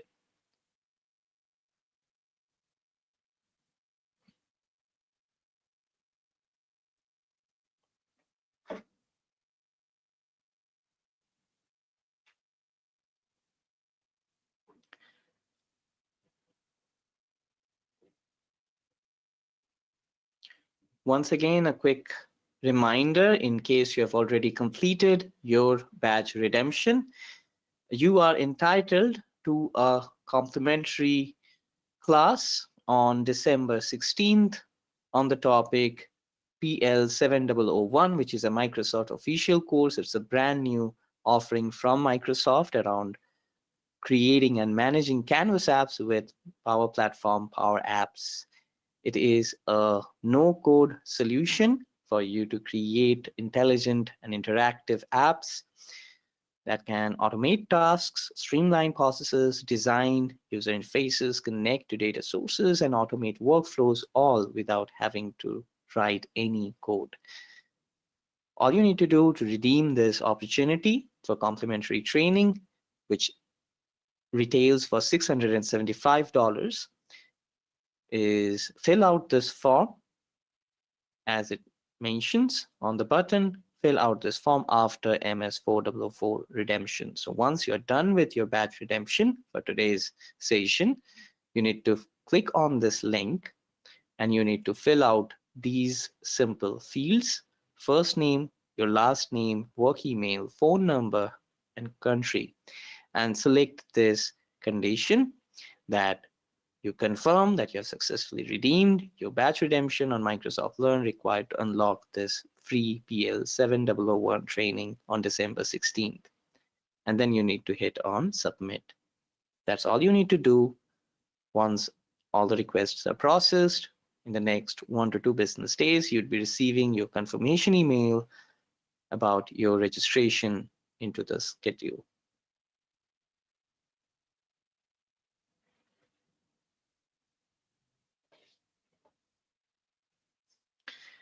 And once again, a very quick reminder of the redemption process itself for your MS4004 courseware and badges.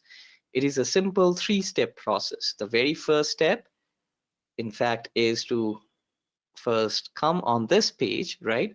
So you can open this page on your desktop or PC, or if you prefer to use your mobile devices, you can scan the QR currently visible on your screen and it would load the mobile friendly version on your end. And it is basically a 3-step process. You'd need a Microsoft Learn account to activate your courseware and achievement trophies and badges from Microsoft. In case you already have a Microsoft Learn account, you just need to click on this link, get started, or the button over here, redeem your MS4004 courseware and badges, and you'd be redirected to Microsoft Learn with your unique achievement code already pre-filled in this dialog that looks like this. All you need to do is click on redeem button.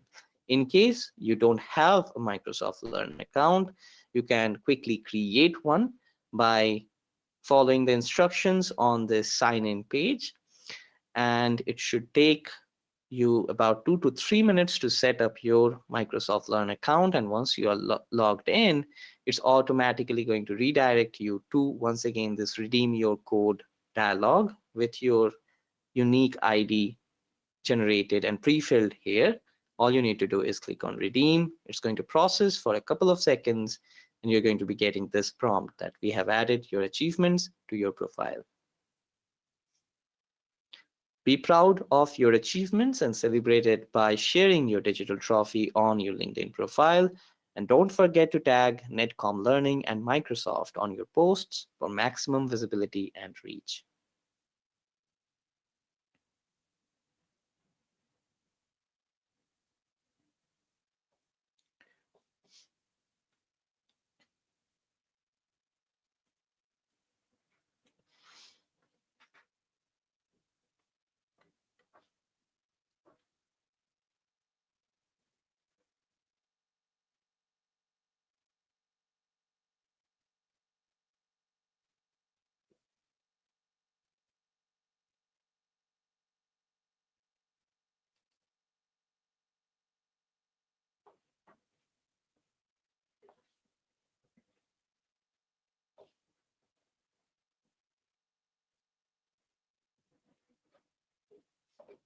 Please note we are almost done with our break and the session will be resuming shortly.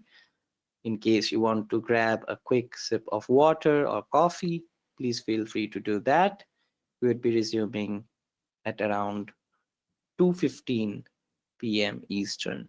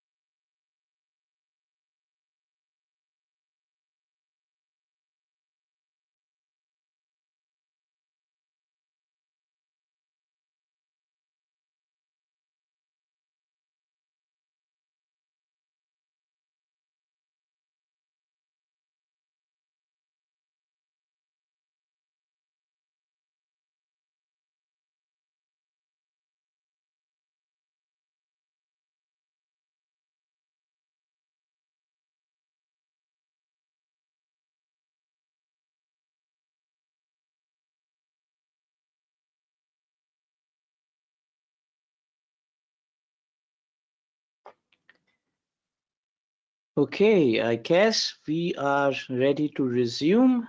We'll just wait for Robert to be back on camera and take the session forward for us. Robert, welcome back, sir.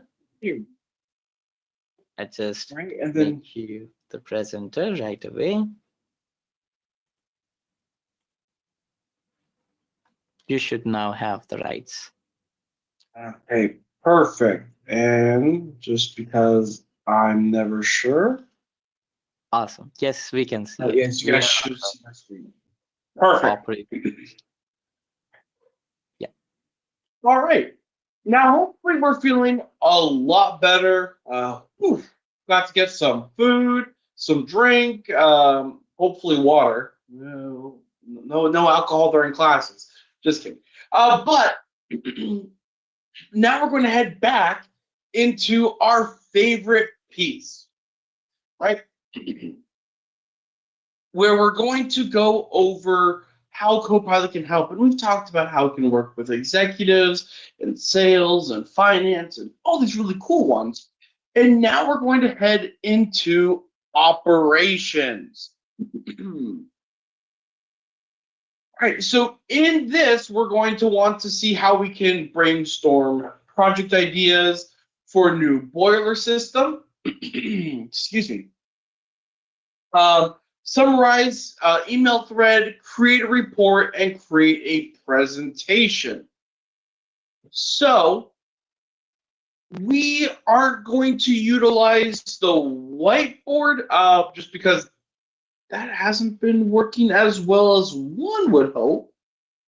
But what we are going to do is we're going to skip the email side because I feel like we kind of understood how we can do that. But I do want to actually we can't quite do that either. Wow, that's a bummer. So anyways, we're going to look at Word again and just pull up a new Word document. There we go. Sorry, this. While I was able to get some caffeine, I don't think my computer quite made it. It is acting just a little slow.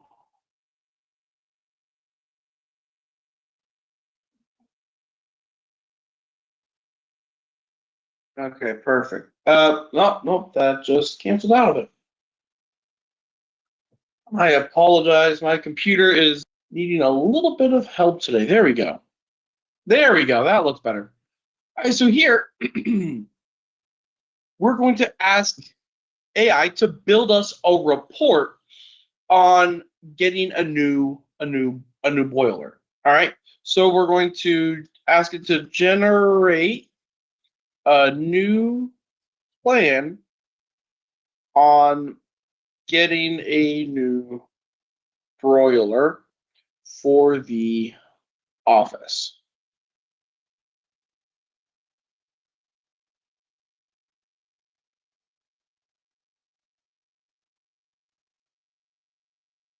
Right, that's not the broiler I was referring to, but that's fine. Right, and it's going through the whole process on okay how this is going to help, and I don't know why, but it's thinking of a tea kettle. So I'm going to say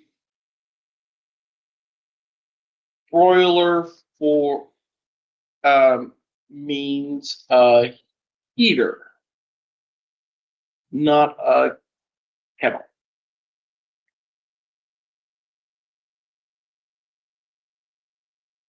There we go. Right. Now this one makes just a little bit more sense.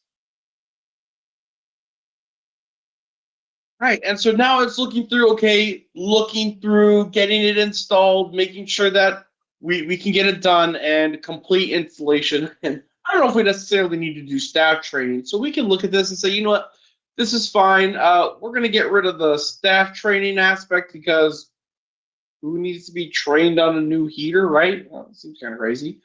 Um, but everything else looks good. We're gonna change the pricing here because to reflect something a little bit more, um, a little bit more realistic in how much all of this is going to cost. All right.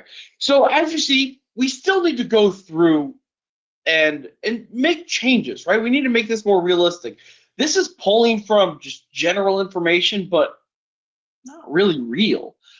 So the more documents you can add to this or websites and say, hey, look, we actually want to buy this broiler, or we're looking for, like, the more specific we are with our prompts, and we'll talk about that here in a little bit, the better it will be. Right. And so now from this, like we've done before, we could save this and create a presentation, but we're not going to quite do that because what I do want to move into now is our last piece, which is making sure that we are adopting AI successfully. So we've begun to see what AI can do, and it's pretty good. It can do a lot of really cool things. Is it perfect? No, but it definitely helps ensure that we are working more efficiently, and that's kind of what we want to do. Because working with AI isn't an exact science. It's definitely more of an art. Now, what do you mean by that, Rob? Well, how we interact with it and how we interact with it over time is going to affect the results we get. The more people utilize Copilot, the more people interact and do fun things like that, and the more information that just goes for the training is going to help AI produce better responses that match what we look for. And so with that, it's helping us automate quite a bit. Now, which is nice because it's always there. It doesn't get tired. I can ask it last minute to write something and it won't complain. It's not going to roll its eyes. And as you saw, did Copilot create something amazing right out of the box, ready to go? No. It got us pretty close. It got us really close. So then I can go in and tweak and add what I want, what you want. And it creates this spark. Or actually, I like to see it as we give it a spark, it gives us a fire, and we can mold it to be the type of fire we want. And so this helps me focus on the more important things. Instead of writing a big long speech or a presentation that's going to take hours, I can focus on how can I run my business effectively. Instead of worrying about writing massive amounts of code or trying to spend hours finding what went wrong in my code, throw it through Copilot. It'll look through and it'll say, hey, this is what's wrong with your code. And we can even have it comment and say, hey, this part of the code means this part of the code means this part of the code means that. With HR and with operations, we can build timelines and focus instead of the silly mundane stuff, actually helping the people we're paid to help. So when we're utilizing Copilot, we want to make sure that we are being clear and concise. That you saw some of my prompts were kind of and they didn't produce great results. But when we create better prompts, we get much better results. Now, granted, Copilot is really smart, but it's not all that smart.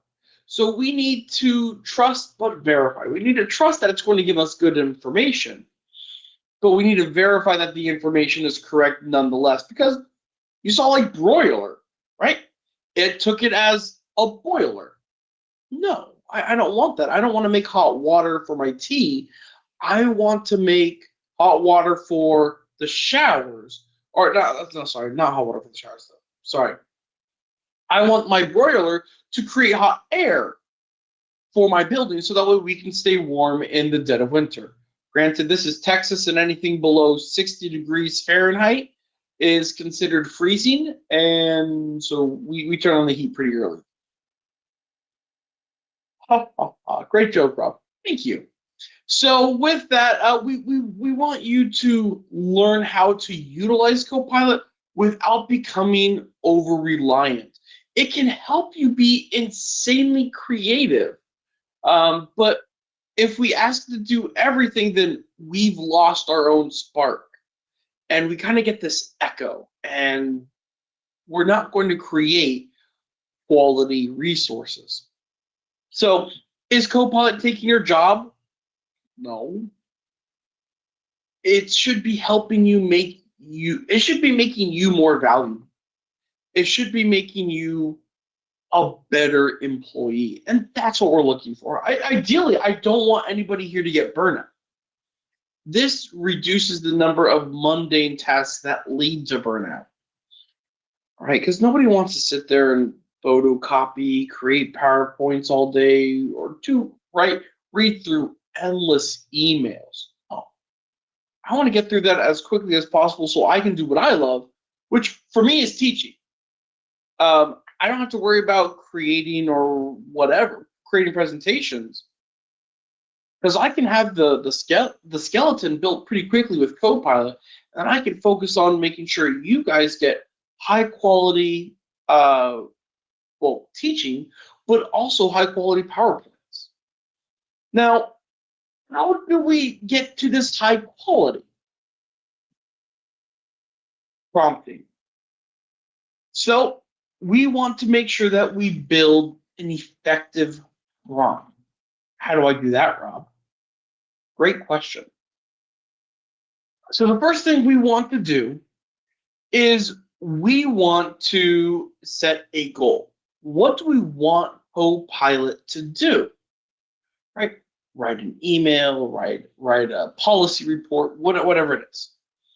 Then we're going to have context. Well, yes, write an email, but about what? Oh, I want you to write an email about retrieving the latest financial report. Fantastic. Now, what are my expectations? How do I want Copilot to answer my request? Well, the best way is I want this email to be formal, but I definitely want it to be American formal, which is lots of exclamation marks and happy tones, but extended vocabulary. And then we can also add a source, right? Where do we want this email to come from? Well, I want it to come from this document. Great. So as we go out and build and prompt and give these prompts that are more in depth, we're going to find much better results. So the next time you're going and prompting, because I'm sure we're utilizing ChatGPT or Gemini or even Copilot already, work on creating a more detailed prompt and see how that improves. Like, this is a pretty simple prompt. Generate 3 to 5 bullet points to prepare me for a meeting with client X to discuss their phase 3 plus brand campaign. Focus on email and Teams chats since July, and use simple language so I can get up to speed quickly. It's clear, it's concise, and it's direct. Now, this is very, very, very basic. We're talking a lot about just one style of prompting, which is zero shot. If you want to learn more about prompting and the types of prompting, then I really recommend taking, I think it's our MS 4018 or something like that, which is crafting effective prompts utilizing Copilot or using Copilot. Because when we're utilizing Copilot, we need to treat it like it's a 3-year-old. So I have a son. I love him to pieces. I would ask him to clean his room. And he would say, okay, daddy. And he would go in and he would clean his room by shoving all of his toys and clothes under the bed or inside the closet. So that way the floor was clean, but it wasn't clean. It was just we shoved everything into the corners. Very typical. At the time, he was 3 years old. Um, Very typical. He did what I asked him to do, but he did it in the fastest and most, in his mind, efficient way possible. But that's not what I wanted him to do. So I had to talk to him and say, Bud, I need you to clean your room by putting your clean clothes away in the dresser, your dirty clothes in the hamper, and I need you to put your toys in the place they belong. And because we talked about toys going in different toy boxes. And when we're specific, he understood. It's the same thing with Copilot. As you say, I need you to write an email to Susie regarding the email regarding our last Teams meeting, and I need it to be 3 to 4 sentences, and I need it to be friendly in tone. We're going to get a much better response than email Susie about last week's meeting. It's just going to look a lot better because we want to be clear. We want to try different things, prompt differently, but also don't be vague. Don't assume Copilot knows what you mean when you're prompting. Just like with people, do you understand everything? No. So why should we assume Copilot does? Understand that this is a tool that's been around generally for about a year. It is still brand new. We're still working on it. Copilot's been out for, or excuse me, ChatGPT's been out for about 4 or 5 years now. Let's understand that this is new technology. It is constantly growing. We are working on it. So be patient. Understand that this is not a perfect resource. I recommend to be polite because if you get used to saying do this, do that, it reflects into your own life. Do you need to say please and thank you because this is Skynet? No. Do you need to say please and thank you to remember your own humanity? Absolutely. Right? And again, if it gets it wrong, tell it no. Hey, that's the wrong answer. I want it to be this. Fix this answer, and it will. Now, as we utilize Copilot, there's a lot of really cool things we can do. We can connect it to, like you saw, Microsoft 365. There's so many more we can plug into. We can plug into a lot of different Microsoft resources like Power BI. We can even create our own Copilots. So if we're like, I don't know where OneDrive is being stored, fine. Put it into some blob storage. That way you know exactly where it's stored. Have it work with your SQL. Have it work with your information. Great. Building your own Copilot is a very effective way to ensure AI can reach your organization.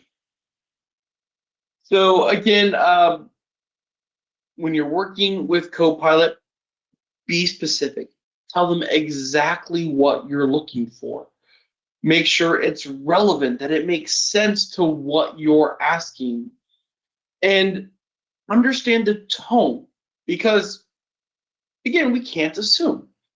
Tell Copilot what tone you want this project, email, PowerPoint to be in.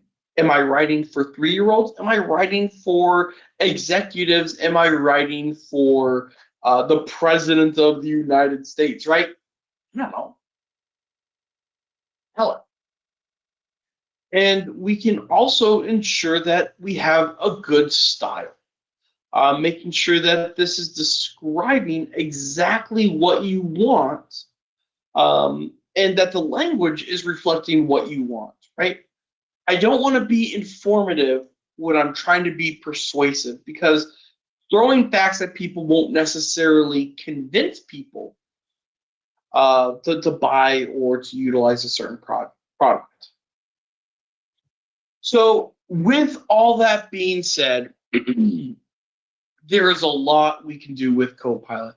We have dipped your toes into the water. I understand some of you might say, well, Rob, I want to learn more. I want to know more. Great. I want you to learn more. I want you to know how you can integrate Copilot into your applications, into your workflow, and improve your productivity. I want you to have an easier life. I want you to be able to make the most out of your business time, so that way you have more time to spend with loved ones, or to spend time doing what you love, right? Go golfing, go play a game. Let Copilot take care of some of the busy work for you. How can we do that, Rob? Keep learning. Yes, we're a training company, right? That's what we do. But you should have this desire to continually learn. AI is new. It is growing. As you learn more about it, you stay relevant. You get to keep your job. You get to become promoted because you know more about these tools. You get in charge of more projects, right? Hopefully get a bigger paycheck. That's what we're here for. And how do you show that you know this? You get certified. As you get certified, it increases your employability, you get better recognition from work, and you're going to find that you're just better trusted because you have that certification that proves I know this.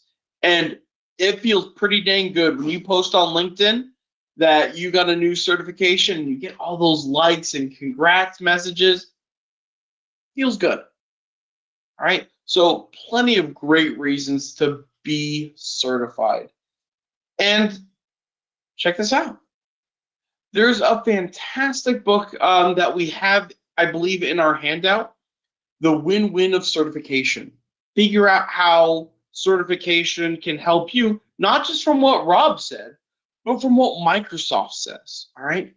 We have data that backs up that certifications will make life easier and great. We can help with that by finding the perfect role-based class for you. We have lots of opportunities to have people like me, a Microsoft certified trainer, come to you virtually, in person, doesn't matter. And we can get you reportings, we can get you labs, we can get you um, exam repeats. So we're here to help you. Please use us to help you by renewing your certification, by getting that certification, by getting trained. You become more valuable. And the more valuable you become, the more valuable we become, because we're helping each other learn and grow. And that's what we want to see. All right, so let's get trained. Let's get certified, please. We've got some great people in the chat that would love to help you find your next class or help address solutions or problems, excuse me, and find solutions to the problems that you guys are having in your business with your industry. And with that, thank you guys so much. At this time, I'm going to start. We've got about 20 minutes left. I want to take the rest of the time for questions. Thank you, Robert. That was a wonderful session indeed. And for all the participants, this is your time to, if you haven't already, please place your questions in the question pane.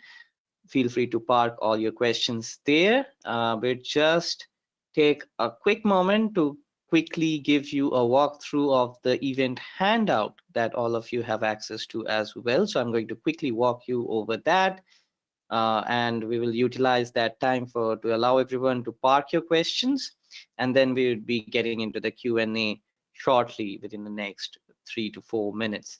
So I'd go ahead and quickly share my screen. I hope this would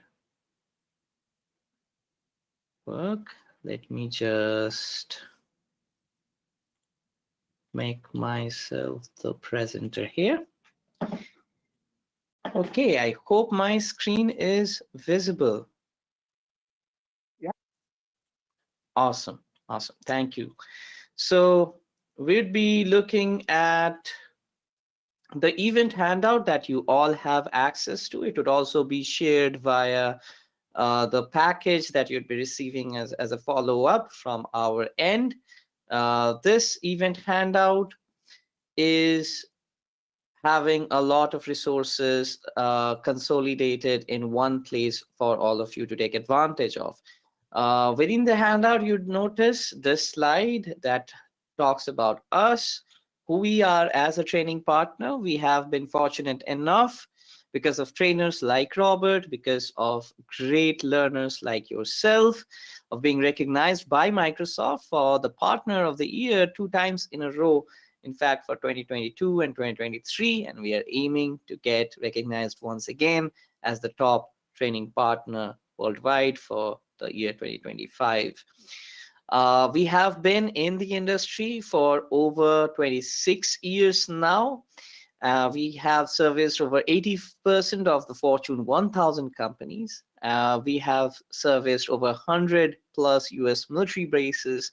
So you name the account, we have a relationship with them, be it in the government space, be it in the corporate space. We are the go-to training partner for everything Microsoft and beyond. We have trained over 1 million professionals till date, spanning across 40,000 plus unique enterprise customers, and we enjoy a recommendation rate of 96% by our customers. And all our trainings are delivered by an extensive portfolio of 3,200 plus top certified instructors like Robert here. We are a one-stop solution for all your corporate skilling needs, with official training across every major technology and business solution provider out there, from Microsoft, Cisco, AWS, PMI, and across the board, we have a relationship with every vendor out there. Within the handout, you'd also find the link to today's workshop's recording. Today's session is being recorded, as we had already mentioned at the beginning. So it would be available to you within 24 hours on this link. Feel free to refer back to it to brush up your skills. Also, we have been covering the redemption part on the MS4004 courseware and badges. The landing page link has also been included in your event handout for your convenience. So even if you go away from the session, you didn't get a chance to complete your redemption, you still can very well come back to this, complete your redemption, claim your badges, and still claim that free complimentary session on December 16th.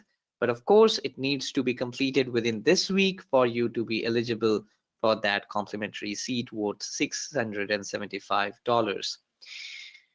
Also, all the participants, you have been given access to Netcom 365, which is our state-of-the-art learning management portal. All you need to do is click on this link, activate your account, and you can start accessing the plethora of resources that we keep building, both on a complimentary level, as well as you'd get access to the wide variety of courses that we offer. You can explore documentation related to the courses, as well as enroll yourself directly from there. Now, a quick look at some of the latest offers on Microsoft training and certifications. We have an end of year promotion running as well. In case you invest $799 and above in any of the courses with Netcom Learning, by the end of this year, you would be entitled to a gift card up to $500 worth of value that can be redeemed either as a voucher or as an instant discount. So if you're planning to continue investing in your skilling journey, this might be a great time to do so. Also, we help all of our customers with the Microsoft Quick Start program, which spans across the entire portfolio of Microsoft, right? Be it Azure, Security, Microsoft 365, Dynamics 365, Power Platform, Copilot, AI, you name it, we have it. These are great options for you to upskill your team, especially if you have 15 or more learners. You can get a discounted flat rate of $300 per day per learner for any course within Microsoft. And it supports industry verticals across the board, from banking and financial services to healthcare to federal, state, and local government, and every industry that is out there.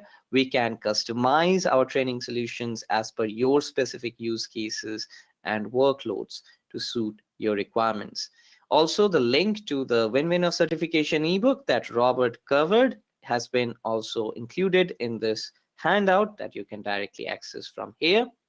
We also have a provision for our corporate customers. So if you are a B2B enterprise, you are a corporate account, you're looking to upskill your teams, you can explore our 2-hour private group training demos as well to try out the value of learning before really deciding to invest on a full-fledged learning plan deployment. Also, we have a learning passport that really gives you the ultimate flexibility to park your training budget with Netcom Learning and keep utilizing your budget throughout the year across our entire portfolio of solutions, across all major vendors. We have over 4,000 plus official courses for you to choose from, and you get also the flexibility of even doubling your training budget depending upon the investment that you that you commit to. Also on the handout, you'd find some of the recommended courses that we also touched upon at the beginning of the session. The direct links to all of these have been listed here for your reference.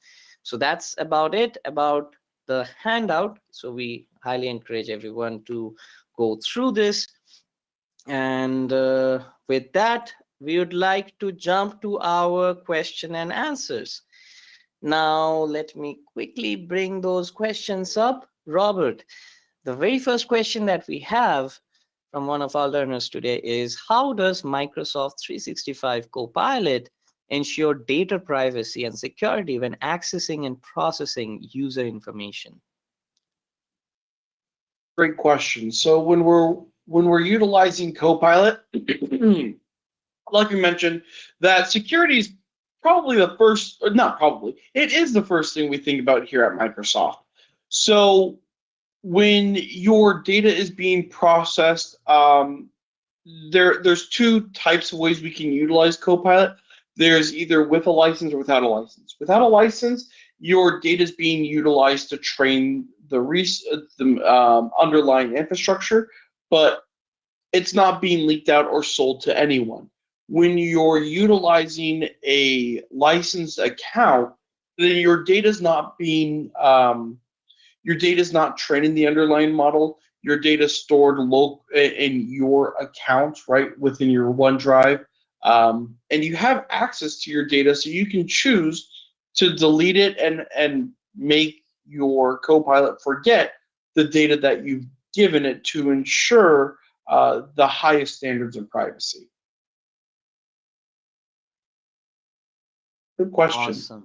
Awesome. Thank you so much. Thank you so much, Robert. The next question that we have is, what are some of the best practices for effectively using Microsoft 365 Copilot in a business environment? Practices to use it. That's easy. So these licenses, generally speaking, cost $30 per month per user. And so we need to figure out Well, how do we best utilize that? And it could be just as simple as summarizing data, but or summarizing emails, but depending on who you are, right? Having it write reports for you, having it draft emails, having it draft or analyze materials or create PowerPoints for you, right? The best way to use Copilot is to utilize it. That is, it's as simple as that. Absolutely. Couldn't agree more. Thank you. The next question is, can Microsoft 365 Copilot be customized to fit specific business needs or workflows? No, I'm kidding. Of course it can. We can utilize Copilot and have it be pushed into any industry. In fact, recently we were at Ignite, and we Netcom Learning. We're at Ignite, which is Microsoft's really big convention where they announce what's the latest and greatest in the Microsoft world. And in there, we talked about how we can personalize, how we can make Copilot work for any industry. But Robert, I can't afford $30 per month per user. Well, great. There's really cool things called Copilot agents where you can design your own Copilot to integrate into an application that you have to make your customers' lives easier or your employees' lives easier. So it's Mhm. one of those, yes, we definitely can. And we have several classes about creating your own Copilot, and I would highly recommend looking into that. Awesome. Another question is, uh, the learner is a job seeker, right, and not currently affiliated with a specific company.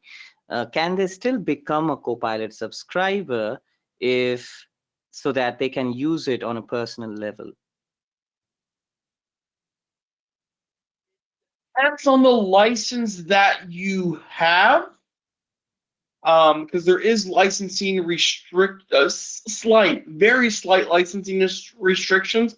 But pretty much as long as you're willing to pay, Microsoft is willing to take your money and give you a Copilot in return. So you should be good to go on most licenses. But again, without knowing specifics, I can't give a specific answer. Got it.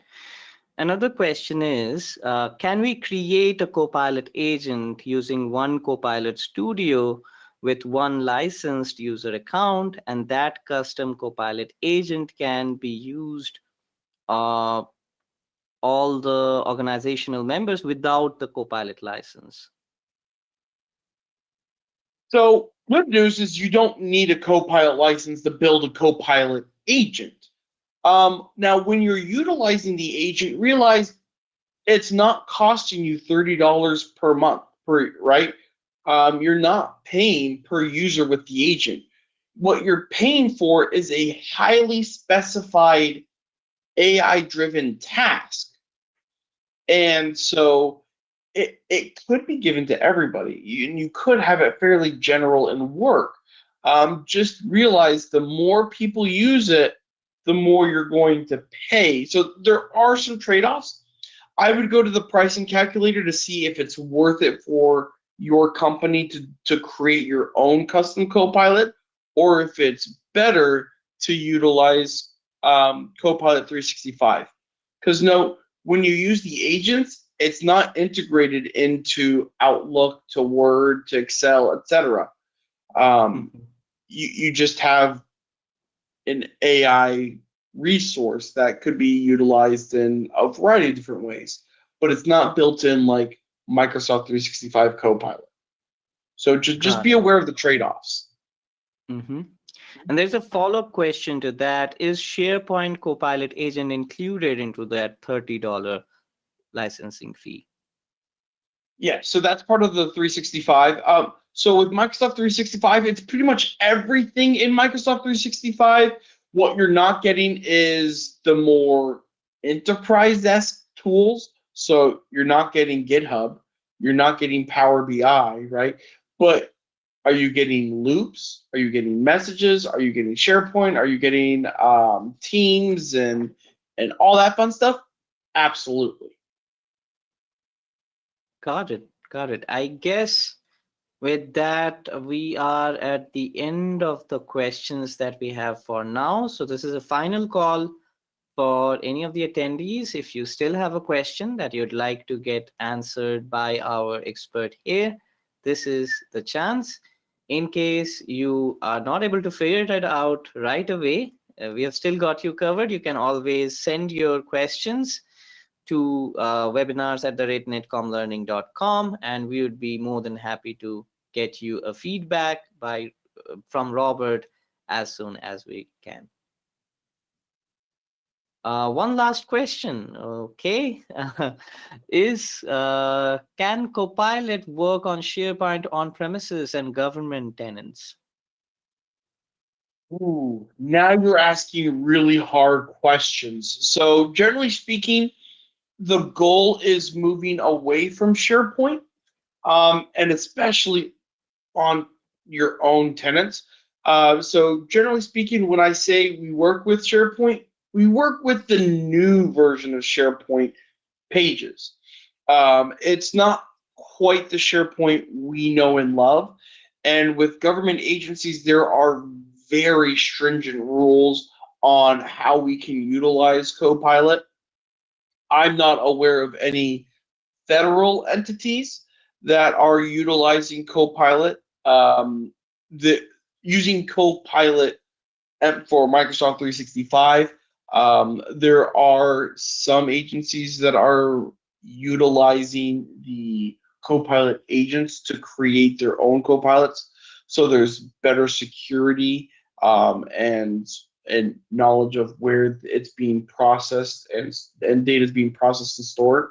So it is a very complicated matter when it gets down to the government because we have to keep up with ITAR, FedRAMP, DoD, and so much more. So we still need to wait for Microsoft to get clearance through all of those different auditing agencies before we can even truly think about, at least at a federal level, working with Copilot. Awesome. Thank you so much. I guess that was our last question for the day. We are also approaching time. So with that, I'd like to thank everyone for joining us today. Thank you for choosing Netcom Learning for your Copilot skilling journey. We hope to continue serving you and being a part of your Copilot success story. And a big shout out to our expert, Robert, for that wonderful session today. Uh, as always, it is just a delight and a pleasure seeing you in action. Thank you so much for the great work, as always. With that, thank you so much, everyone. We hope you have a great day ahead. Thank you for joining us. We hope to see you soon in the next session or during the next consultation soon. Thank you. Thank you.